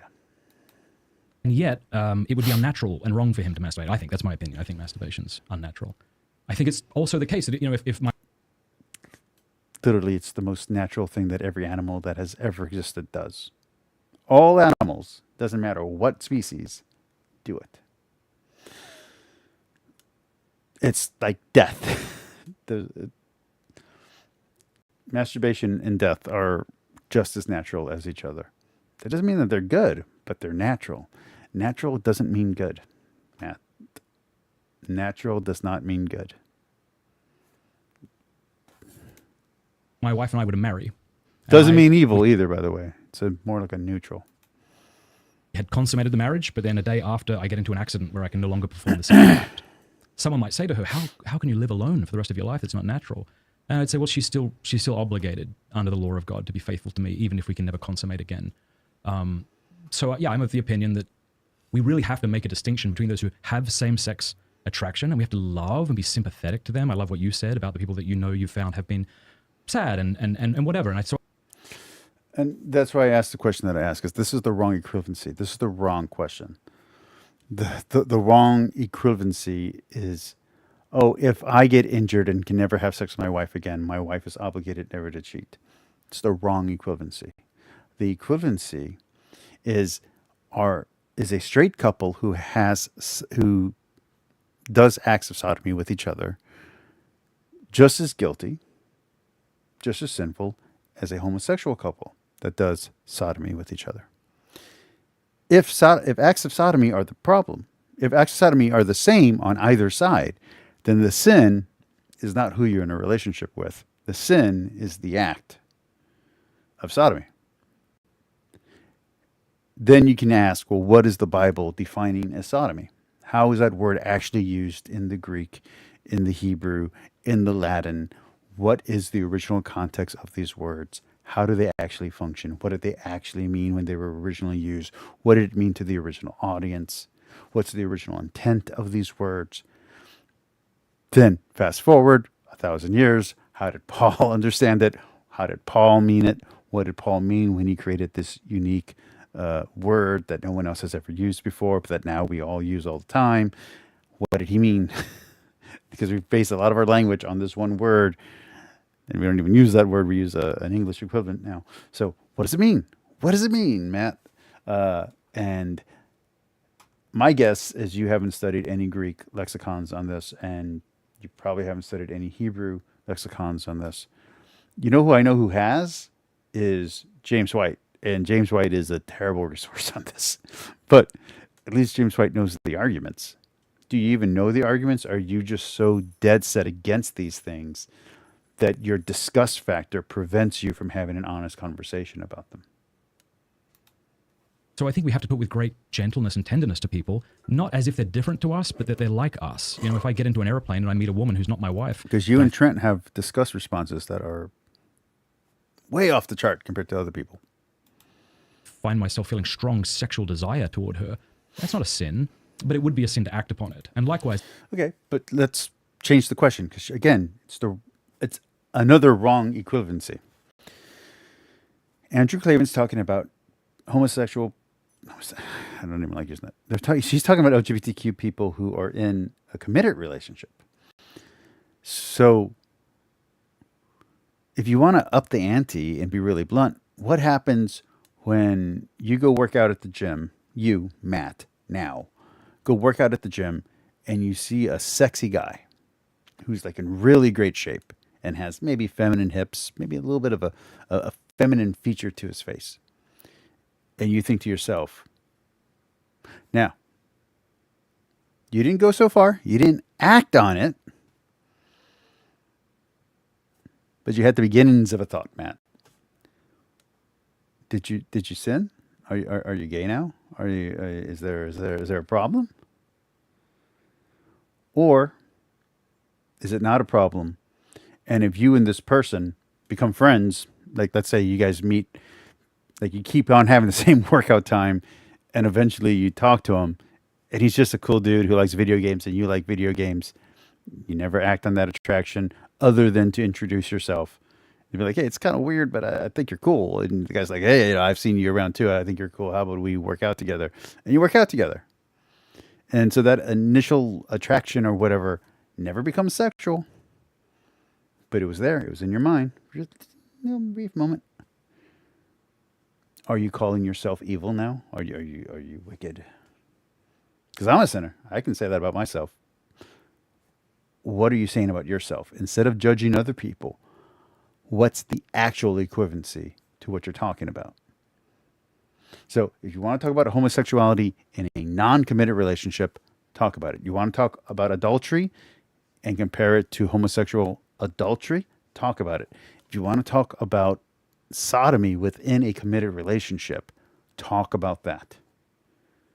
But stop trying to blanket all of the LGBTQ community with ideas and claims and structures that they don't accept, because you don't accept their structures and claims. I don't think you would call yourself cis. I don't think there's a world where Matt Fradd introduces himself as cis. So, stop trying to put your constructs, your social constructs, onto other people, because they're just going to put their social constructs onto you. And now we're not communicating. Now we're arguing ideologies. As I would say, if someone has same-sex attraction, even strong same-sex attraction, that's not a sin, but to act upon it would be. So I don't know how you get around that argument unless you say the Bible does teach that sodomitic acts can be noble, or that what Paul and others say about it. Does the Bible ever teach that sexual acts can be noble? Does it ever teach that straight sexual acts can be noble? I'm asking you for real. I don't know. Outside of the Song of Solomon, I can't think of any part of the Bible that puts sexuality on an elevated pedestal. And when sexuality is used, it's used in terms of abuse and conquest and really ugly stuff that, again, I can't say on YouTube, but it's always in the negative and it's always degrading. So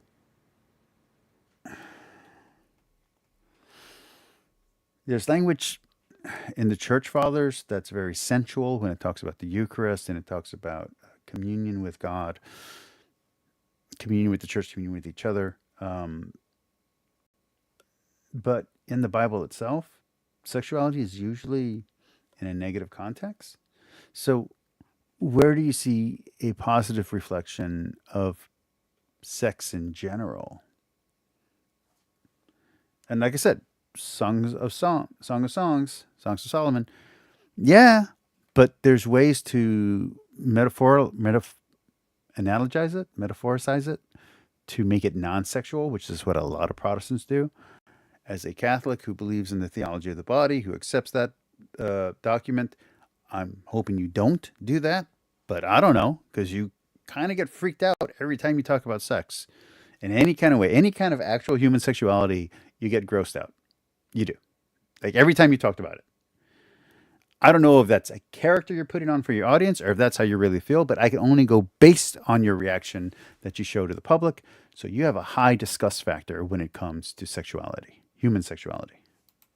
They're just wrong, or by saying, well, we've misinterpreted those verses, we can reinterpret them differently. But then I want to say, how come it took us 1970 years to figure that out when the gates of hell should not prevail against the church? Yeah, well, first of all, I don't think this is correct. I'm thinking about, was it Origen or Tertullian?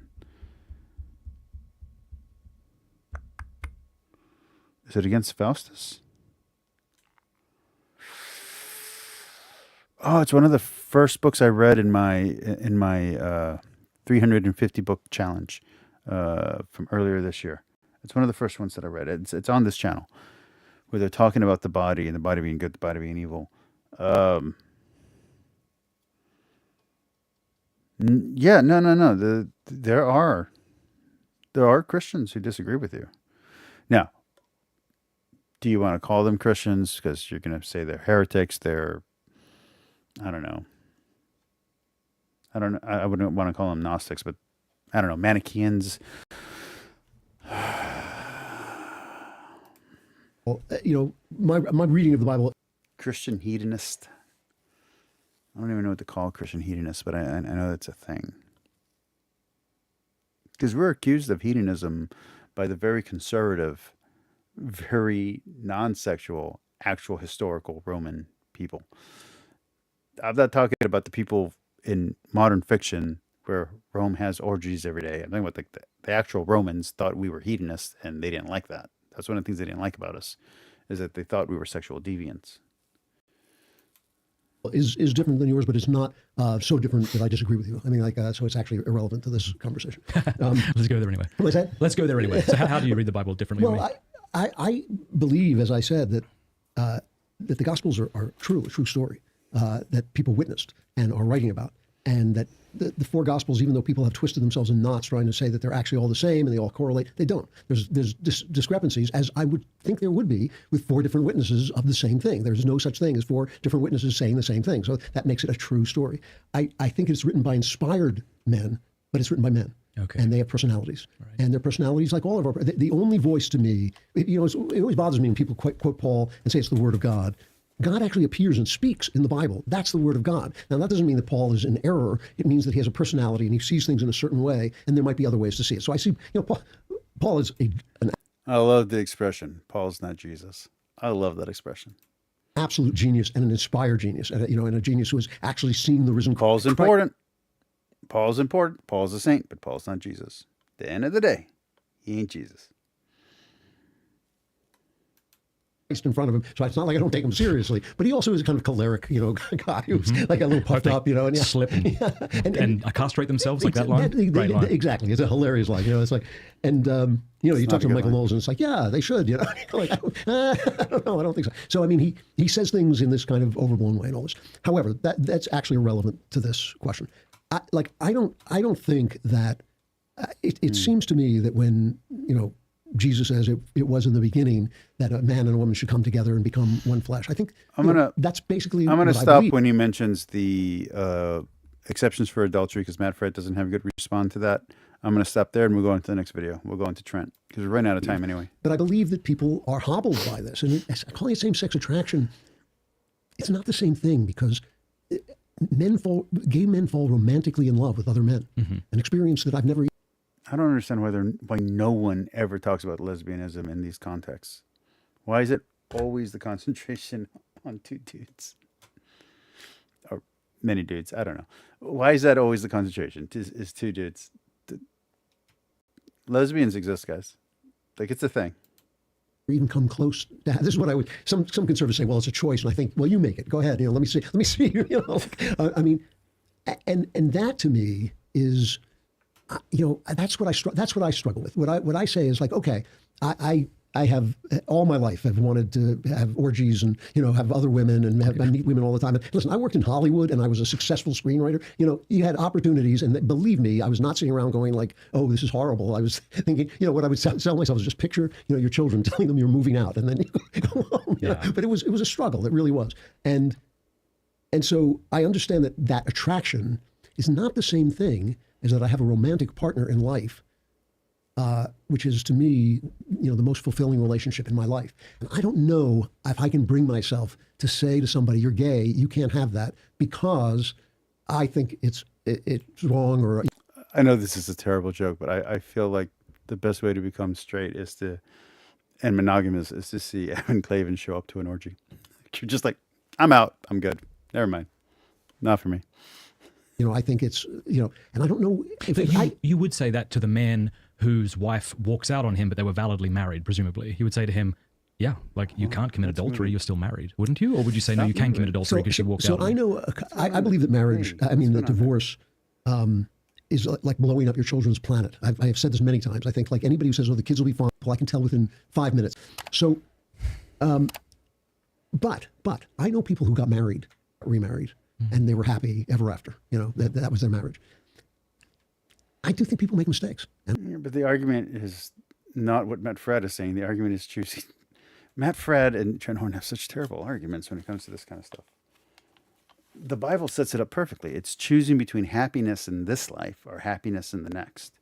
If your happiness is in the next life, then this life doesn't matter, and therefore being pleasure-seeking in this life is foolish. On the other hand, if there is no next life, there is no resurrection, then it is the Christians who are foolish, and it is the pleasure seekers who have it correct. That's the right way to look at it. So if we are right, then the reason to put off pleasure now is to have eternal bliss or eternal peace, because it's not really eternal bliss, eternal peace after life, where you're dead, but your soul lives on forever, and your body eventually comes back because you have the bodily resurrection. So you're eternal. You're going to be one with God.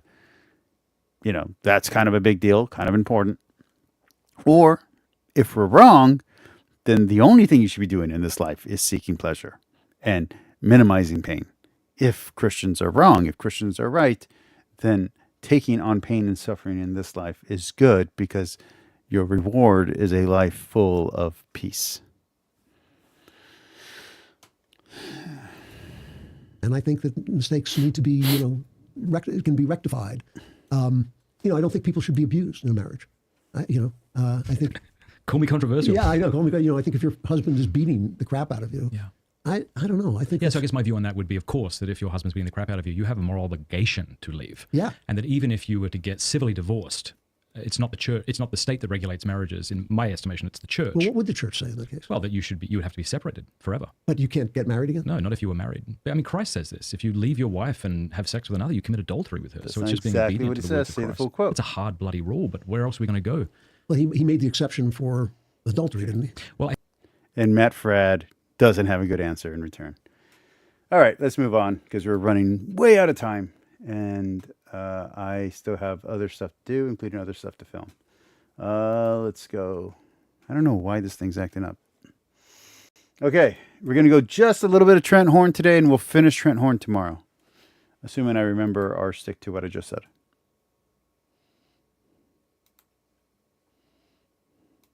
So I wanted to go through a recent article he wrote for Father James Martin. Recently, Pope Francis announced that he would be elevating 21 men to the office of cardinal, and one of them is a Dominican priest named Father Timothy Radcliffe. Now, he's created controversy with his past statements about homosexuality. So I wanted to go through a recent article he wrote for Father James Martin's out. Now, you might, for those who are watching, might remember that I had a gentleman on here named Cade. He's an LGBTQ Christian, or he might now be an ex-Christian. I'm not really sure. But he was an LGBTQ Christian, and he was a rad trad on top of that. And me and him both have the same opinion on Father James Martin, which is Father James Martin is a scam artist, he's a grifter, and he's not a good guy. He's selling a lie. He's telling LGBTQ Christians and LGBTQ people, he's giving them a false hope that one day the church might change its rulings. Never going to happen. Never going to happen. What is dogma in the Catholic Church can never change. So Father Martin is giving out false hope and creating false Christians. That ain't good. He a bad guy. Just put that out there. Make it straight. No pun intended. Outreach magazine and show what's so pernicious about his rhetoric. And after that, I'll give some brief thoughts about Pope Francis selecting him to be a cardinal. First, like Father Martin, Father Radcliffe will talk Well, Radcliffe is not Martin, just to be very clear. At both sides of his mouth, making it seem like he's perfectly orthodox. For example, some people quote him as saying regarding homosexuality, "I am convinced of the fundamental wisdom of the church's teaching." But they then leave out what he says next. "But I do not yet fully understand how this is to be lived by young gay Catholics who accept their sexuality and rightly long to express their affection." Now, this can mean that he doesn't know what positive steps a person should take in spite of this difficult cross to carry. Or it could mean that there is a way to express homosexual conduct that accords with some abstract fundamental principle, like love your neighbor. Indeed, Father Radcliffe has previously disagreed with the church's policies on not allowing gay men to become priests. And he wrote an article saying that in order to understand gay people, we must do things like watch Brokeback Mountain, a film about a gay adulterous relationship between two cowboys who are married to women. In 2013, he contributed to a report from the Church of England where he wrote the following. "How does all this bear on the question of gay sexuality? We cannot begin with the question of whether it is permitted or forbidden. We must ask what it means and how far it is Eucharistic. Certainly it can be generous, vulnerable, tender, mutual, and nonviolent. So in many ways, I think it can be expressive of Christ's self-gift," end quote. Cool. Now do adultery, polyamory, which is just open adultery, masturbation, and even more disordered things like bestiality. A person can be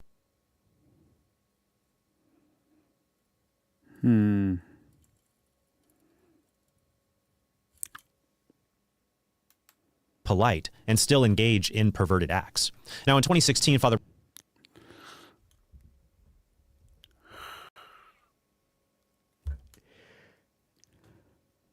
I'm not going to create scandal, but there's at least two of them on that list that if I wanted to be mischievous, you could do a defense of. Radcliffe said he did not support gay marriage, claiming that, quote, "My position on gay marriage is..." But again, I'm not interested in creating scandal. I actually do want to counter the serious points that Trent makes and not just burn the trash as he throws it out. Is the churches. But this is similar to what I call the Father Martin two-step. One step forward in reaffirming orthodoxy on a teaching related to homosexuality, and then two steps backwards with statements that undermine... This is all stupid. Look, it's really simple. If you're inside the Catholic Church, or you're inside the Church of Christ, however you want to word it, you have to follow Christ's rules, Christ's commands, which includes the divine commands from the Old Testament, which means you can't do any of this stuff. If you're not in the if you're not in the Church of Christ, if you're not in the body of Christ, none of these rules apply to you. Just like if you're not Jewish, none of the Jewish rules apply for you unless you live in the community. If you're not Christian, unless you live in a Christian community, none of these rules apply to you. Period. And we're literally commanded not to tell other people to live like us. We take on these rules voluntarily because they're burdens, because this is a light burden. It's the light. The cross is light. We are slaves to Christ. We choose to be slaves to Christ because we no longer are slaves to sin. And Christ tears the veil, which allows us to worship freely even though we have sinned. We are freed from sin in baptism, which means that every sin, from original sin in baptism, means that every sin we commit after that is 100% our fault and not due to blind ignorance. While those outside the church have blind ignorance and original sin and a lot of other mitigating factors to fall back on, which is why God can make an exception for anyone. But we're in a different case because we know, and by knowing, we're more responsible, which means we're more likely to go to hell, not less likely, because we know what we're doing is right or wrong, and we still do it. We are like unto gods. That teaching or make it confusing to the faithful. And all this comes out in his recent article, What the Church Can Learn from LGBTQ Catholics. First, Father Radcliffe talks about when he was invited to celebrate gay and lesbian masses in London, saying the following: "These masses are just like any others. Gay people do not need a special liturgy because so many feel rejected by the church. They need a community in which they are sure of a warm welcome. Sexual orientation should not be central to anyone's identity. This lies in our capacity to love, and so enter into the mystery of God's boundless love." Outside of the context of the larger conversation and outside of the fact that it's part of Outreach magazine, which is already an issue, although who knows, probably I'll end up writing for this magazine one day. Individually, taking it just by what he said, there's nothing terrible that he said there. It's how Trent is taking it, and possibly, more importantly, it's maybe the intent of what Radcliffe wrote.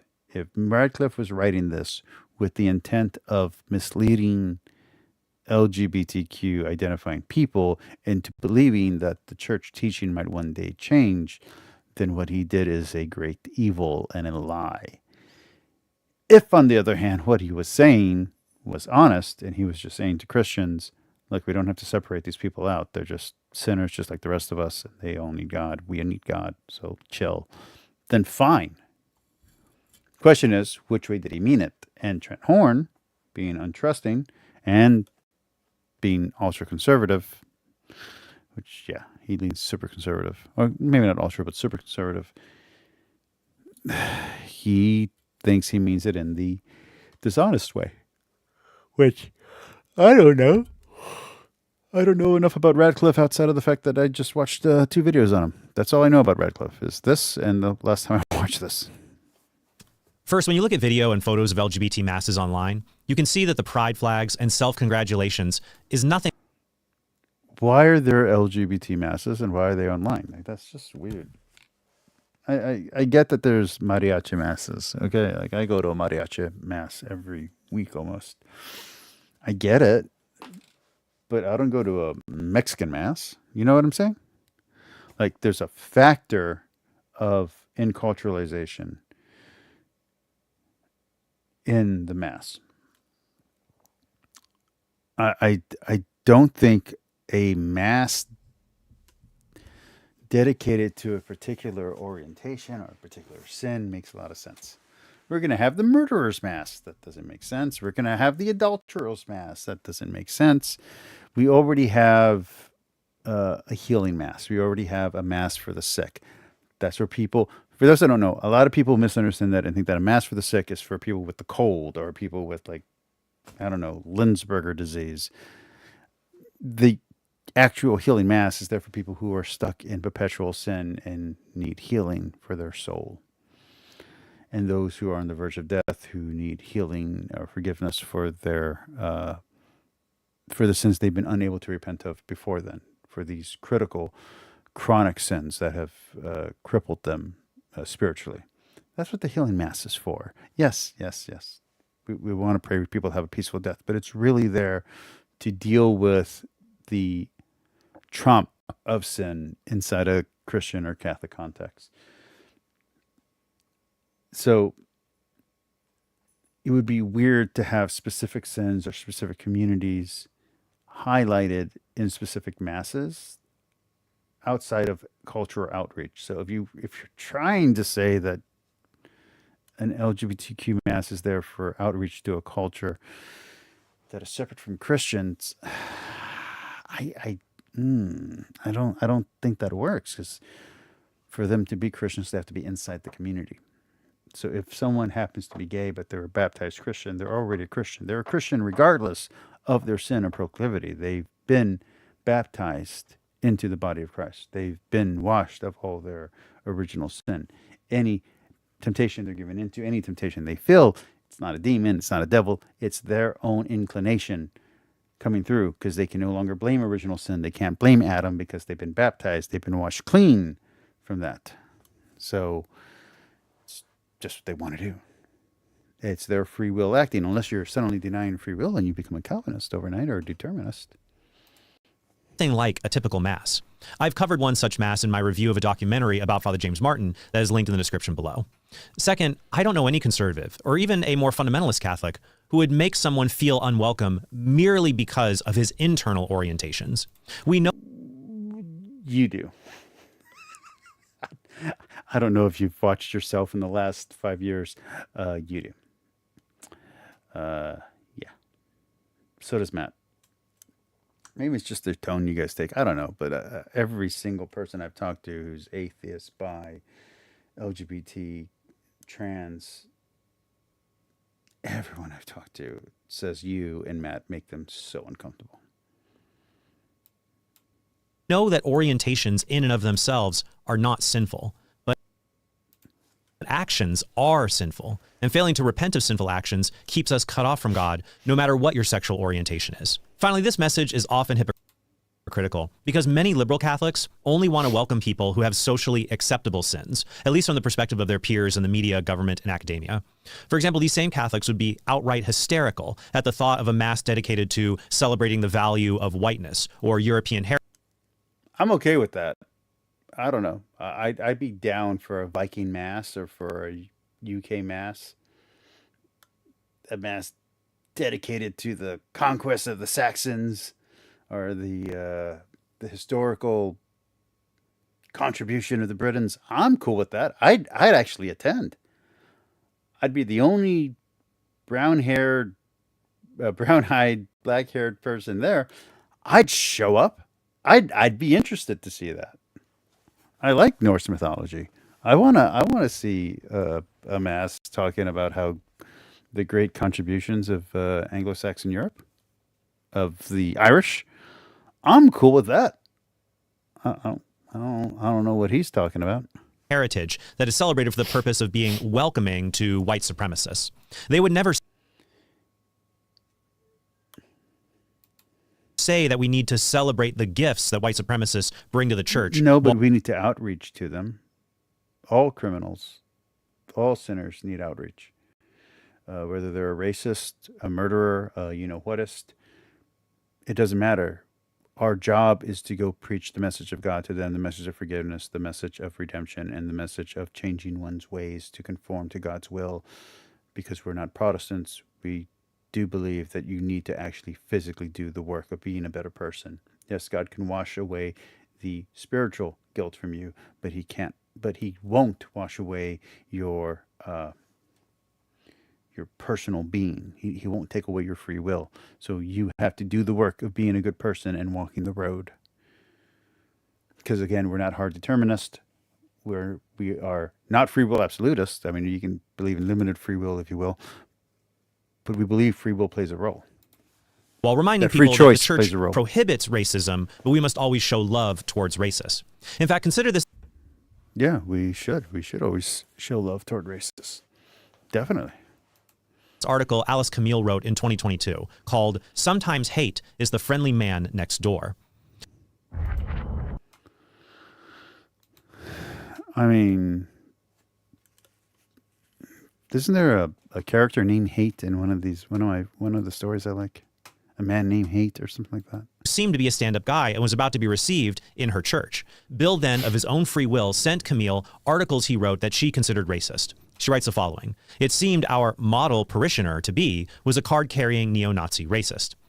She said, so that means that he needs Christ even more. He needs even more forgiveness.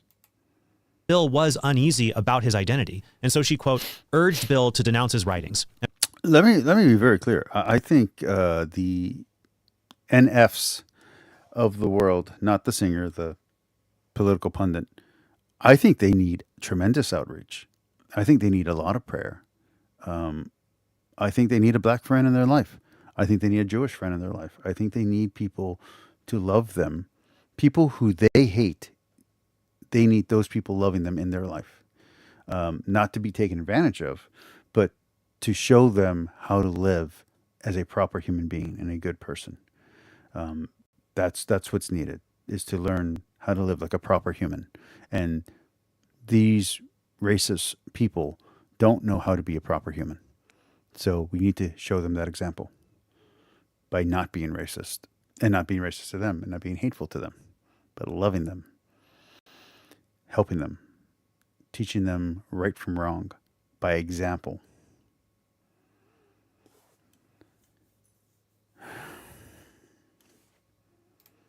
And put them behind him. I urged him not to approach the Easter mysteries until he had expunged the way of hate from his life. The article then says she met Bill many years later, and she recounted the experience. I didn't see or hear from Bill for 5 years. Then I accidentally ran into him on the street one day. He saw me first and called to me. From a safe 10 paces away, he told me he'd burned all of his hate paraphernalia, books, magazines, flags, and keepsakes. Good. He said he'd changed. He said it was over. I wanted to believe him and promised him my continued prayers, but I was too afraid to get closer and made no attempt to contact him again. Well, that sounds like she's a bad person too, so that has nothing to do with him changing his ways. Once again, notice the hypocrisy. Camille is also the author of an article called Even God Got Bored with the Binary, with the subtitle, Dualisms, whether black and white, male and female, or good and evil, are appealing, but often fail to tell the whole story. And yet for Camille, there is no dualism, and there is no ambiguity when it comes to racism. According to her, racism is evil, period. And according to me, if you see evil, that's your cue. Go talk to that person. The most evil person you know, go talk to them and tell them you forgive them. It'll blow their mind. Someone's mean to you today. Someone's mean to you tomorrow. Be nice to them in return. For real. Not joking. Pray for the success of your enemy. Work hard that they live a good and peaceful life. That they have food and shelter and a chance to ask for God's forgiveness. That is the Christian message. Not what Trent Horn's doing, not what Camilla is doing. Period. End of story. And even worse, according to her, racism is an unforgivable sin. There's only one unforgivable sin. Nobody knows what it is, and it's definitely not racism. Even if this man, Bill, repented of his racism. It's also not homosexuality, just to let you know. Camille still felt it was necessary to treat him like a leper. Not having an orgy. It's not sodomy. All of those are forgivable. Such were some of you, meaning everyone in the church committed all the sins that would send them to hell, and yet they still get to go to heaven. They just got to remember not to go back to their old ways. Now, let's change the story a little bit and imagine that Bill was a transgender woman, a man claiming to be a woman, who had even written articles saying it was okay to kill so-called transphobes, but then he repented of this hatred. I'm sure many liberal Catholics would treat Bill as a hero. Now, they'd say, oh, his hatred was wrong, but you know, it's understandable given how traumatic transphobes can be. They would not treat Bill, transgender Bill, like some kind of unredeemable monster, even though... The way you're wording this sounds like you're the one with the problem. Just letting you know. Transgender people have engaged in acts of violence, like the 2023 Covenant school shooter, Aiden Hale, who was born a woman, Audrey Hale, before identifying as a man. I feel like this has been debunked, and the information he's saying right now is incorrect. I can't remember, But I do feel like part of this has been debunked. Well, what's worse is that in Camille's article, she never says Bill expressed violence in his writings. She just assumed he would be violent because of his alleged white supremacy and because some other white supremacists have been violent. But liberals would consider it a sinful act of bigotry to assume a gay person is a sexual predator merely because some gay people are sexual predators. Liberal Catholics want to... Yeah, but that works both ways, and you put in the onus the other way doesn't make you any better, because now you're just committing the same sin they're committing, or the same mistake they're committing, or the same logical error they're committing, but then the other way around. So just because there's an asshole on the other side saying something stupid in defense of LGBTQ people doesn't mean that your hatred toward LGBTQ people is justified. And just because that same person says something stupid against straight people, or people who want to hold to heteronormativity, or Christians in general, just because they say something stupid about them doesn't mean that you're right to say something stupid about her, because our job is to love our enemies and hope for their best.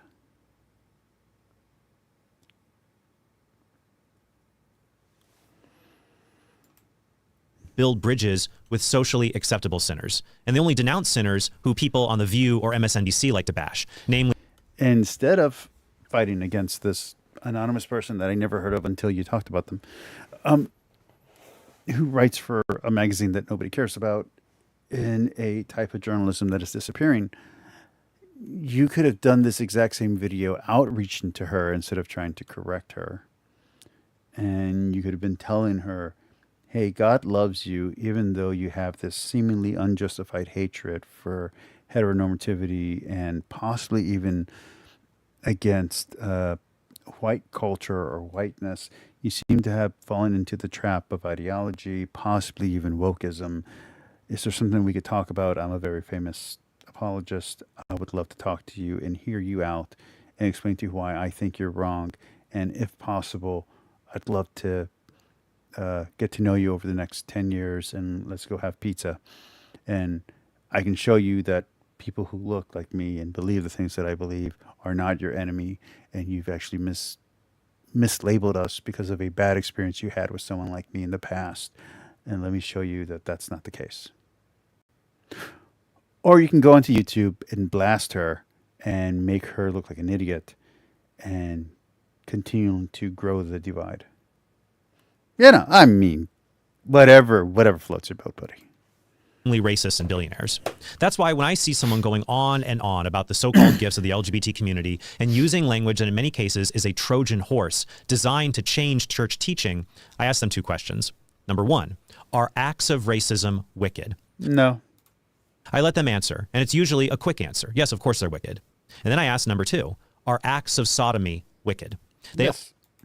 Almost always refuse to answer the second question, because for many of them, deep down, they do not think so. And I am wicked. It's true. Sodomy is sinful or wicked. And the questions work for the far right as well, who recently online I have seen defending outright racism. As a Catholic, you should be able to instinctively answer yes to both questions and consider... No. Yes. Racist acts, when done against a human being, are wicked. Someone being an idiot and having racist thoughts, especially if they're ingrained in their societal thinking or from their upbringing, does not make that person automatically wicked. It makes them ignorant, and it makes them possibly hateful. Your job as a Christian is to counter that hate with love. Some of that means exposure, letting them meet people of different races. Some of that is confrontation, letting them know, hey, this belief you have is not a proper belief. It's not biblical, and it's not reality. It's not reality-based. Come to the real world. Come with me. Come meet some people who are Black, Asian, Hispanic, whatever. And whatever culture you are, like if you're Black and you've never met white people, come meet some white people. If you're Asian and you've never met a Mexican, come meet some Mexicans. If you're, Portuguese and you've Never met a Canadian. Come meet some Canadians. They're awful people, but they like hockey, and hockey's kind of interesting sometimes. You know, like whatever you got to do. you got to confront the hate. But the gaslighting, not necessary. It's not necessary in either direction.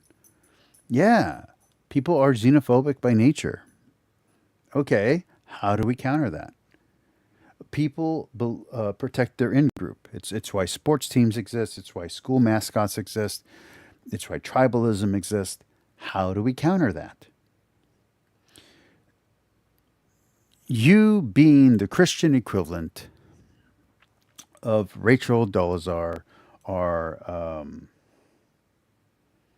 that chick who wrote White Fragility, does nothing to combat racism or anti-Semitism, or in this case, homophobia. Nothing. It does nothing. It's just a grift. And you, my friend, who I believe believes in God and is a Catholic and believes in forgiveness and believes in mercy and grace and believes that we are not saved by our own works, but saved by God and God alone, believes that someone who is currently, right now as we're talking, engaged in homosexual acts can and will be saved by God. Okay? And so the straight person who's involved in adultery, and so the atheist who commits no sin whatsoever, they just don't believe in God, still, God can save them. Even though they deny God, God can save them. Okay, so if grace works like that, what are you doing, man?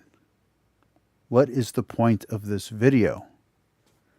I don't like that Radcliffe is too nice to gay people and is giving them hopes that I think are false hopes.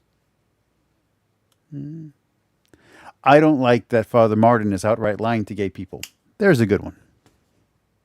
I don't like that Pope picked Radcliffe because Radcliffe seems to have leanings toward, I forget what they call it, the pink mafia or something like that, the purple mafia.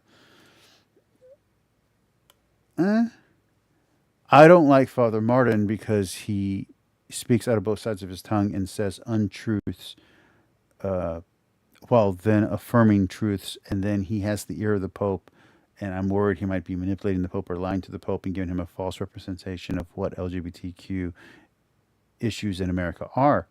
Stronger point. You see what I'm saying? It's not just what you're saying, it's how you're saying it, and how you're saying it is kind of gross. And even though you keep on getting better at how you're saying it,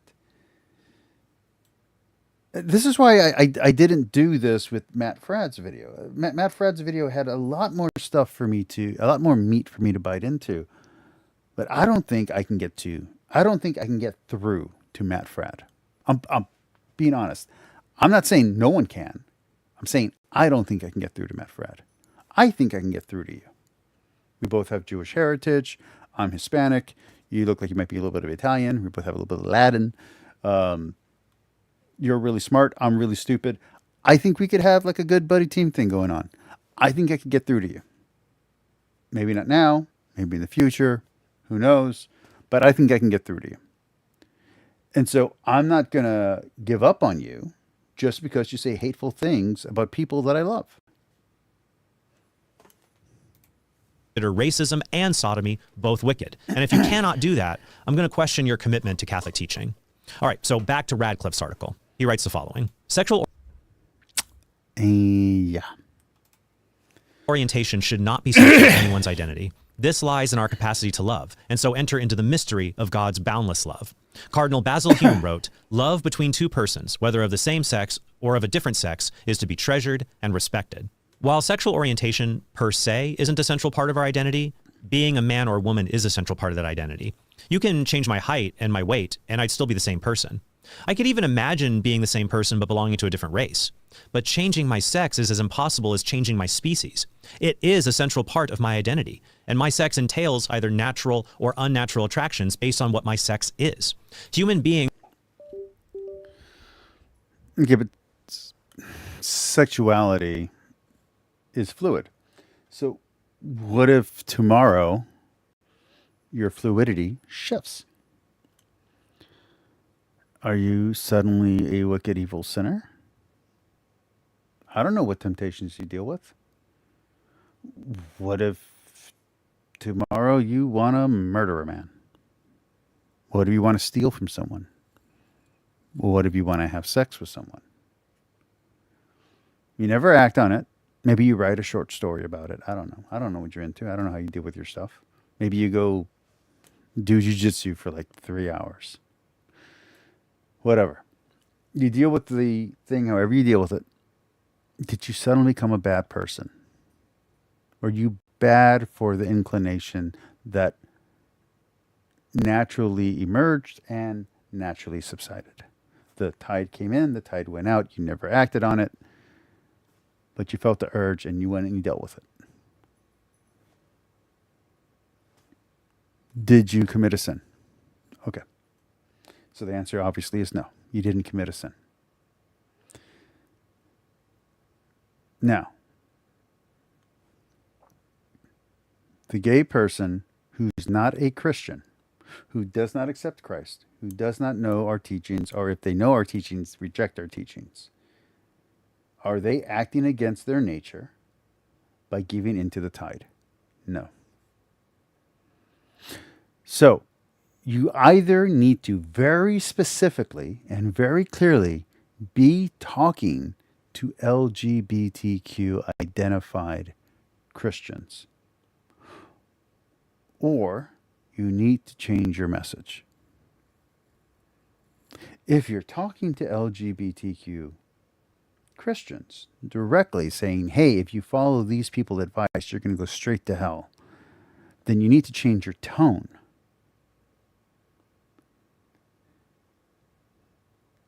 If you're going to keep your tone, then you need to change your message and the audience you're speaking to. And you need to be clear about it, which you're not. You're doing clickbait. You're getting audience share. Congratulations, you're a YouTuber. I recently got monetized. I still haven't made any money. I don't have a big enough audience. But right now, I got an audience of one. I have you. And I'm telling you, hate, responding to hate, is only more hate. Love, responding to hate, is the right response. Love, responding to sin, is the right response. What is the response? To forgive. Not 7 times, but 7 times 70.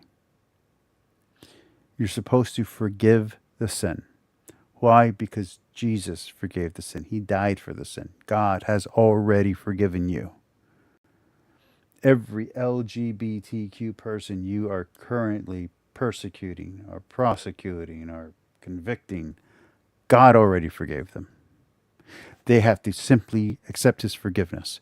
And then once forgiven, they have to then change their ways. You can't get them to the change your ways part if you can't get them through the door of forgiveness. And you can't keep them on the path if you're busy kicking them out of the church. Are not minds who happen to inhabit sexed bodies that express love merely to other minds. That's the vibe you get from Radcliffe's quotation of Cardinal Hume's 1997 note on homosexuality. And when I've seen the line, love between two persons, whether of the same sex or of a different sex, is to be treasured and respected, shared on social media, this acts like a dog whistle for those who think marital sex and sodomy are morally equivalent. But here's the full context of Cardinal Hume's quote. Again, what about sodomy inside marital sex? In the context of marriage, which is where now we're going back to Matt Fradd. This is Matt Fradd's problem. He seems to have a really idealized version of what he thinks marriage is and how marriage works. He writes, the word love must never be thought of as being synonymous with the word sex.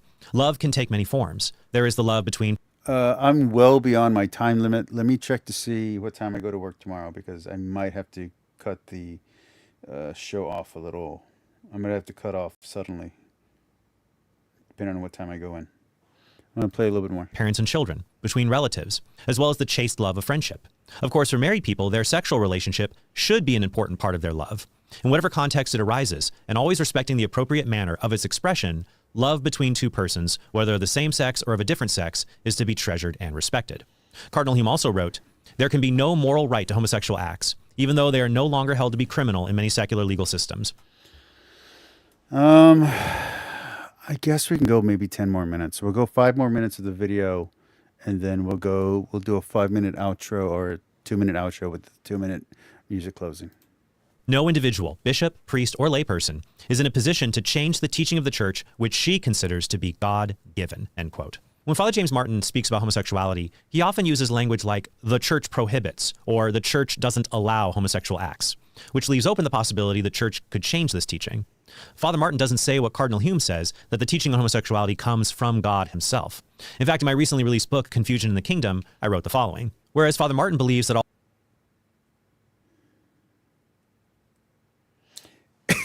3 things. 1, I didn't know that Trent had released this book. So I kind of feel like maybe this whole video is just like a weird promotion of this book because I don't think anyone's bought it. 2, aside from the little disc that I just gave him, I'm not really a fan of Trent's writing, not as of yet. So I don't know.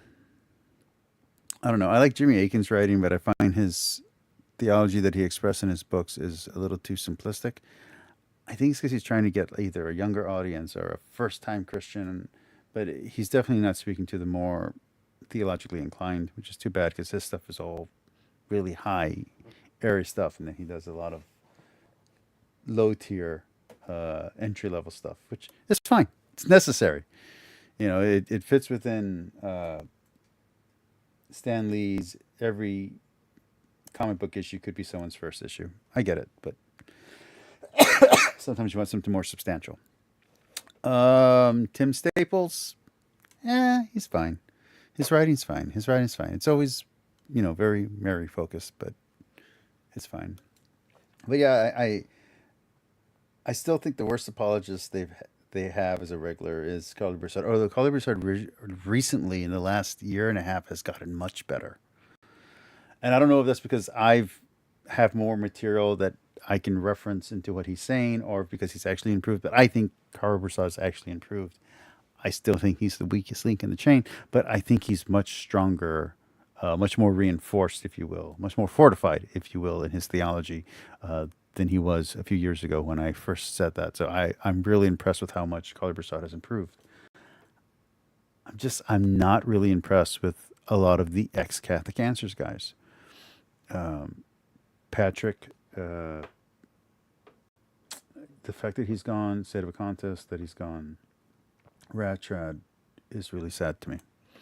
I mean, that guy was my man. That's when I was not a practicing Christian or a practicing Catholic, and I would listen to Catholic Answers. It was Patrick Coffin that kept me interested in coming back to listen to more Catholic Answers. So his fall is very depressing to me. Timothy Gordon and Tyler Marshall, their heresies, their blatant disrespect to the Pope is heartbreaking. I bring up Brian Halsworth too often to be healthy, but the reason why what he said was so hurtful is because I originally liked his channel. Lizzie Answers has never let me down, thank God. Thank goodness for that. But Trent Horn is falling down the path of ultra-conservatism, of rigidity, and age. And it's sad to see. I'm hoping that videos like mine, if enough of us say stuff like I'm saying, will eventually get his heart to soften. Because we need people like Trent Horn, and we need people like Jimmy Akin in the Catholic Church in apologetics. I hate apologetics. I wish apologetics wasn't necessary, but apologetics is very necessary. And you can call me an anti-serum. You can call me an antidote. a counteraction to the lies and sales tactics that perverse apologetics. But I am one lone voice, and I speak sometimes to an audience of only 25 people. I am not changing the world right now. There needs to be more people saying what I'm saying. We need to tell apologists to stop lying. We need to band together and tell apologists to stop lying. We need to tell our apologists. If we're Catholic, we need to say to the Catholic apologists. If we're Protestant, if we're Baptist, if we're Anglican, Calvinist, we need to tell our apologists to stop lying. They need to present the facts as they really are.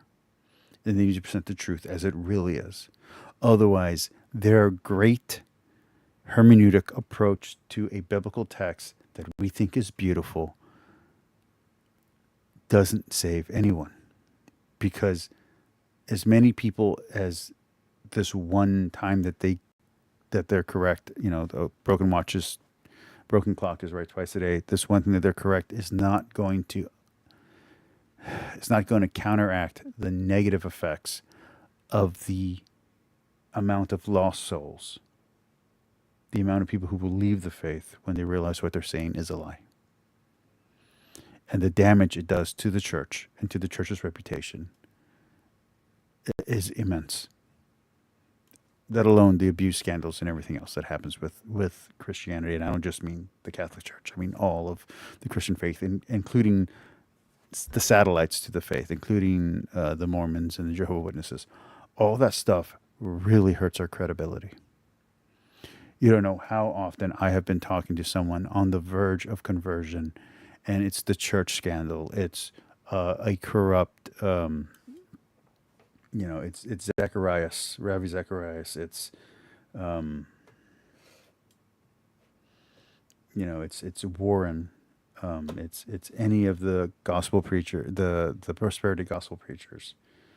It's a hypocrite living amongst their midst. It's a serpent in the garden who's doing prosperity gospel where they work. And they're like, I don't want anything to do with that. Meanwhile, you look at their lives without Christ, and they're stuck in drugs or stuck in hypersexuality, or they're stuck in poverty, and they don't have a way out. But they're rejecting Christ because of the hypocrisy they see and the evil they see within individuals in the church, or who claim to speak for the church. This is a big deal. And Trent Horn is part of the problem. And he used to be part of the solution. And I'd like to bring him back to the solution. And what he has to lose, the thing that this young man who is walking up to Jesus saying, hey, I follow all your rules, I do everything, what do I got to do? Well, what Trent Horn needs to lose is the hate. What Trent Horn needs to lose is the hate. It's got to go. And once his hatred and disgust of LGBTQ people dissipates, he can then speak to them and help them come to Christ. All acts of racism are wicked. He does not believe that sodomy is wicked. I will eat this page of my book if Father Martin corrects me and is willing to publicly say all sexual acts between people of the same sex are wicked. Following the Cardinal's reasoning, when people ask me, why can't two people love each other? I respond that I've never said two people cannot love each other. When married people express love, 99.9% of the time, sex is not part of that expression. But for their union, sex is the fullest way to express marital love, because sex is just that one flesh union that consummates their marital relationship. I disagree.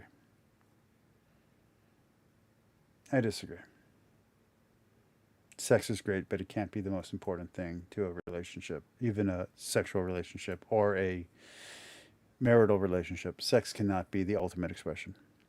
Sex can be an expression, a great expression, but if it's the ultimate expression,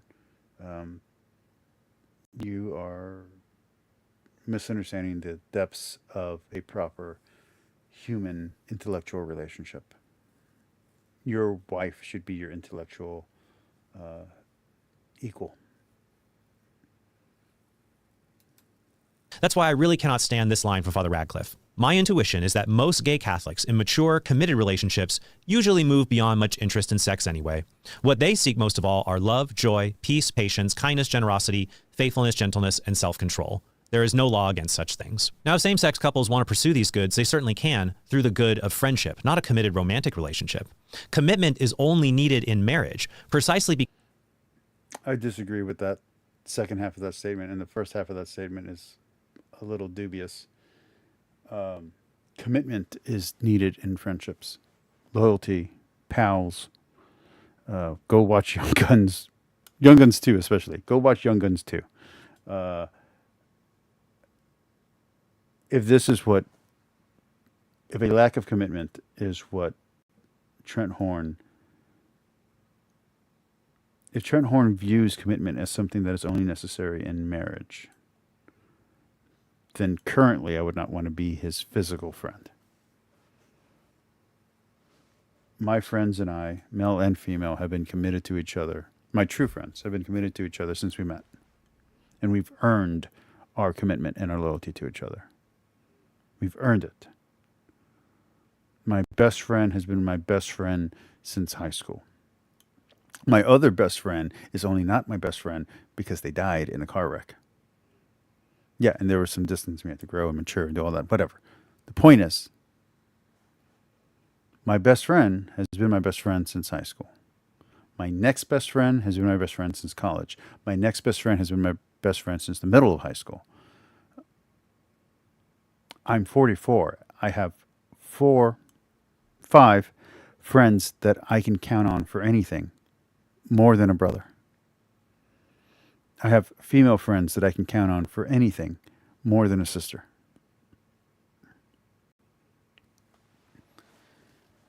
So if you think friendship doesn't require commitment, you're a bad friend. Because of the children that proceed from the sexual union, the marital act that bonds marriages together and makes them marriage and not any other kind of relationship. Saying sex is something mature, committed relationships avoid or don't seek after does not elevate. Oh, sorry, Juan. I don't know how long ago that message popped up. I just saw it. I'm not ignoring you. I've been so focused on Trent. Let me read that comment. I am sorry, buddy. I have this stupid thing up here, but I pushed my my stupid box thing, and I didn't see the message pop up, and I don't have my little other box that I always have open. It says Tim Gordon went into some weird red pill trad stuff. Yeah, it really did break my heart to see all these great up and coming Catholics go rad trad and go anti-black and anti-gay and anti-immigrant. It's bizarre. I literally go to a church where every other week they're talking about the rights of the immigrant, and they're talking about how it's un-Catholic to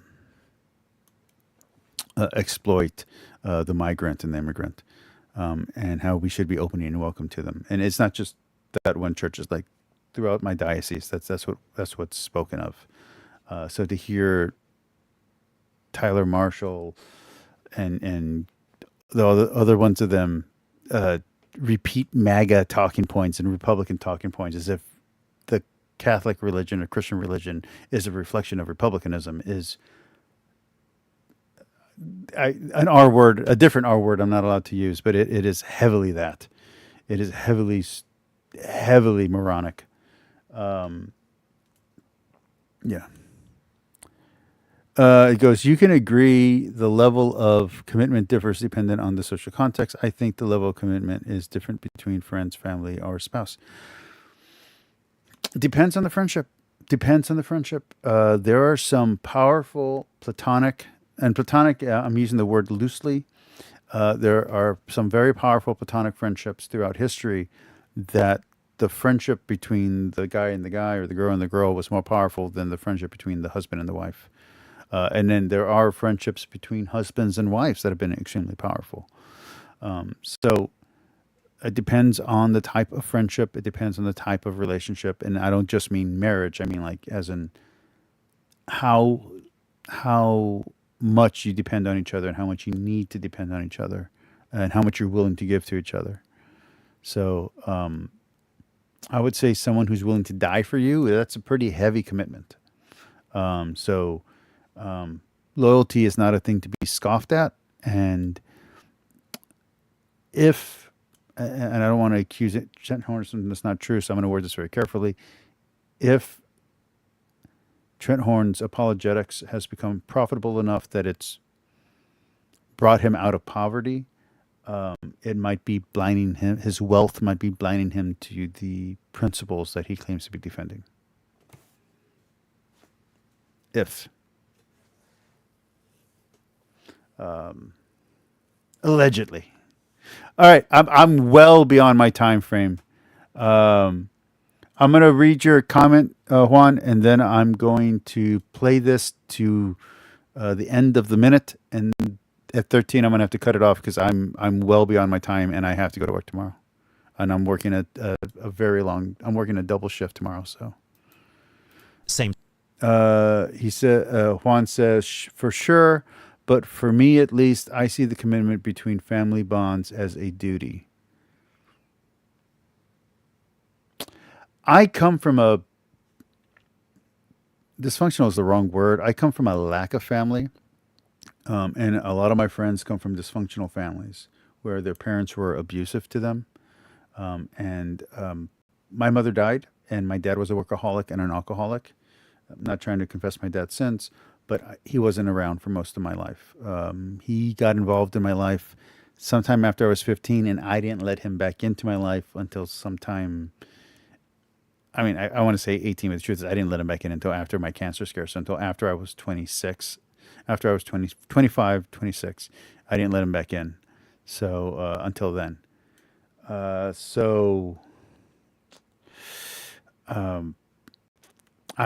am not close with my father's side of the family at all. And my mother's side of the family, most of them died of diabetes throughout my childhood and teen years. So my family were my friends. And when my friends died, it hurt like family members dying. And when some of my family members have died, I was like, okay, it's a Tuesday. So there are some family members that I felt their death very deeply, but there's a lot of other family members, especially on my father's side, that I just didn't know them. I didn't know who they were. I didn't understand them because of my dad's disability.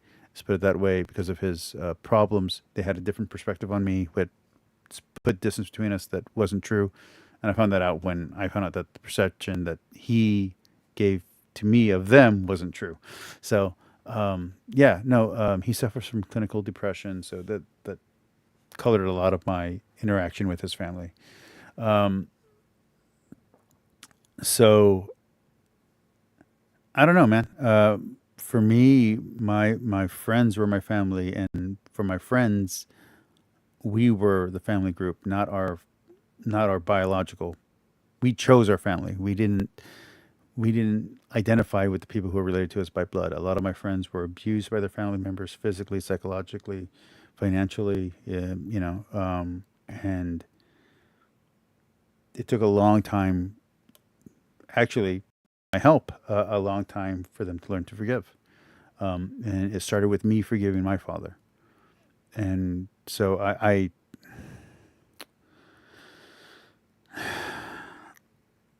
helping my friends through their traumas has not lessened our bond as friends. It's increased it. We call each other brother and sister over the phone, in person, in front of our parents. We call each other's parents. And we don't mean that in the rhetorical sense that some teenagers do, where they call someone's dad because they drive them somewhere. No, I mean as in like we make sacrifices for each other's families, as the families are now, because we're now adults. So we have our own families we're caring for. So yeah, it's more complicated than that. Let me finish playing this, because otherwise I'm never going to get done, and then it's going to be a 3-hour stream, and then I won't sleep, and then I'm going to be in a lot of trouble because I got to work. Sex pairings, it devalues real marriages and the uniqueness of their one flesh bond. Finally, Father Radcliffe writes, "The welcome of gay people is seen in some parts of the church as evidence of Western decadence. But the church must fight for the lives and dignity of gay people who are still liable to capital punishment in 10 countries and criminal prosecution in 70. They have the right to live."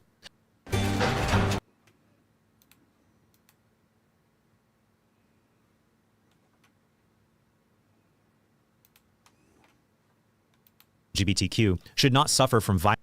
They have the right to live. Now, I agree that people who identify as LGBTQ should not suffer from violence or unjust discrimination. They should be treated with dignity. And I agree with the church's teaching that the death penalty is inadmissible.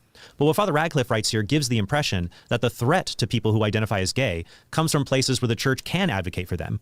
In reality, the vast majority of countries where it is illegal to practice homosexuality, it's also illegal in those countries to fully practice Christianity, because these are Muslim theocracies.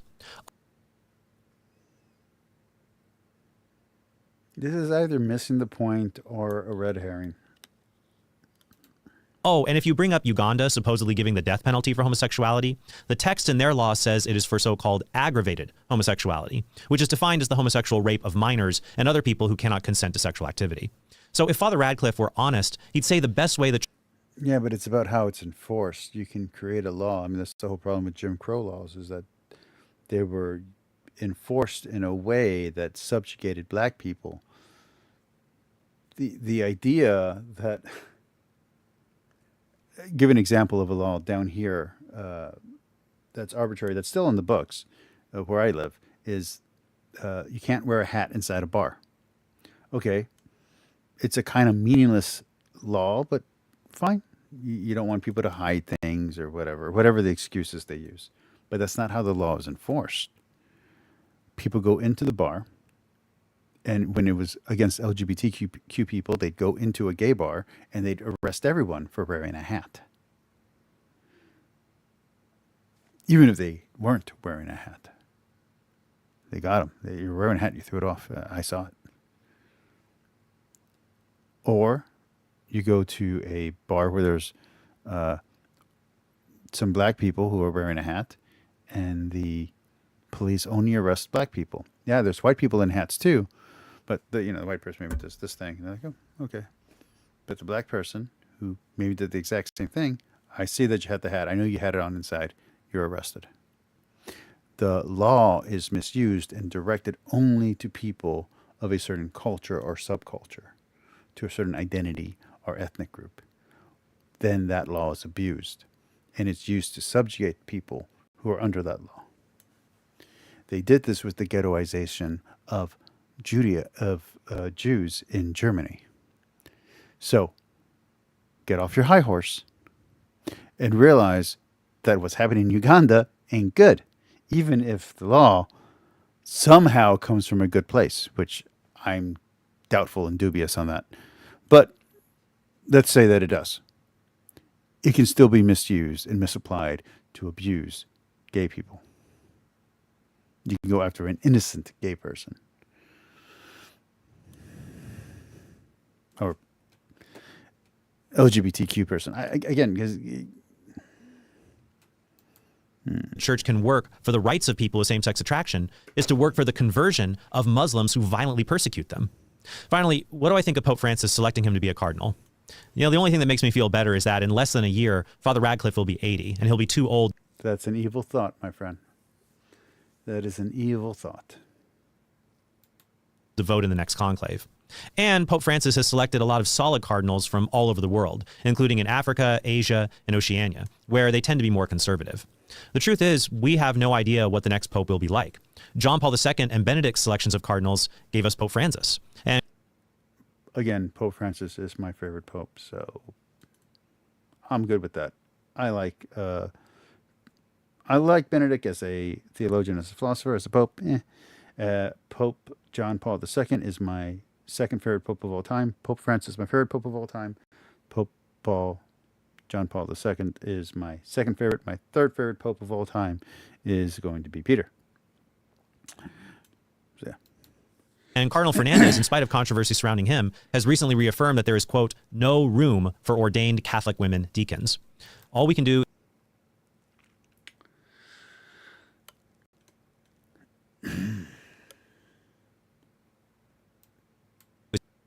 There's some caveats there, and I'm not going to get into the women deacon thing right now. It's a totally different topic. Again, it's another red herring. Pray for the church and its leaders and trust that God is in control. However, in our own conversations, we can engage rhetoric like that from Father Radcliffe and show how detrimental it is to the church's witness and encourage other people to not take part in it. And if you'd like to learn more about how... Wow, if only there was like some kind of channel dedicated to countering bad rhetoric and propaganda and the use of salesmanship tactics in the promotion of proselytizing, especially bad information, or at least bias,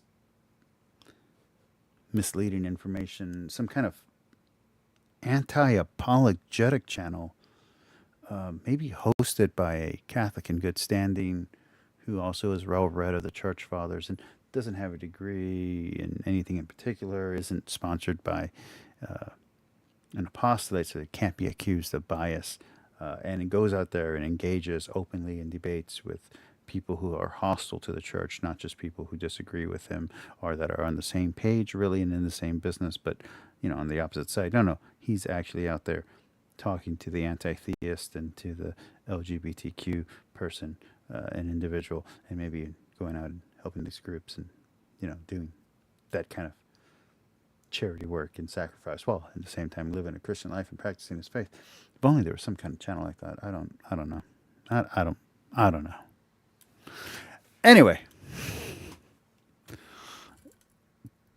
I'm gonna just give him 1 second to get him off that face. How to do that? Please pick up a copy.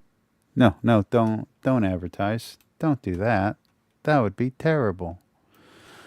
Okay, let's hold on. Give me a second. Let's switch to the big one. I went too long tonight. I got to work tomorrow.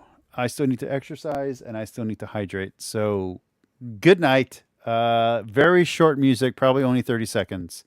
Talk to you all later. Good night. God loves you. Bye.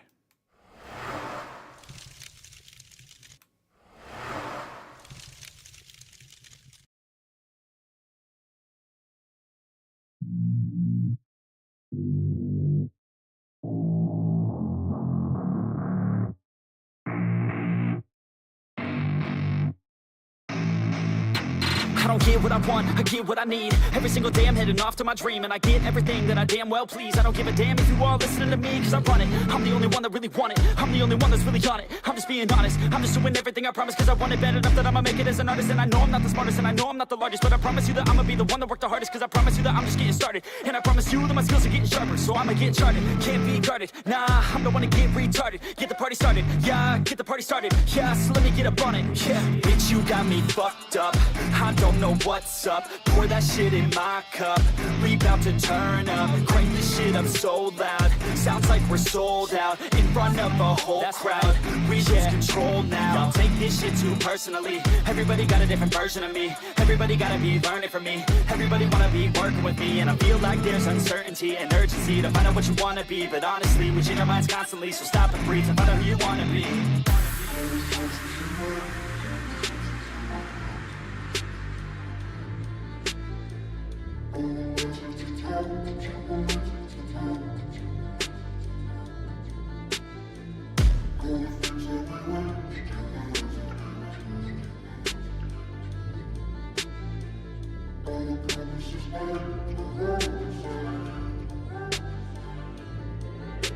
Failure ain't an option, so I'd be cautious. I hope that you're watching. Don't try to stop this. Work until I'm not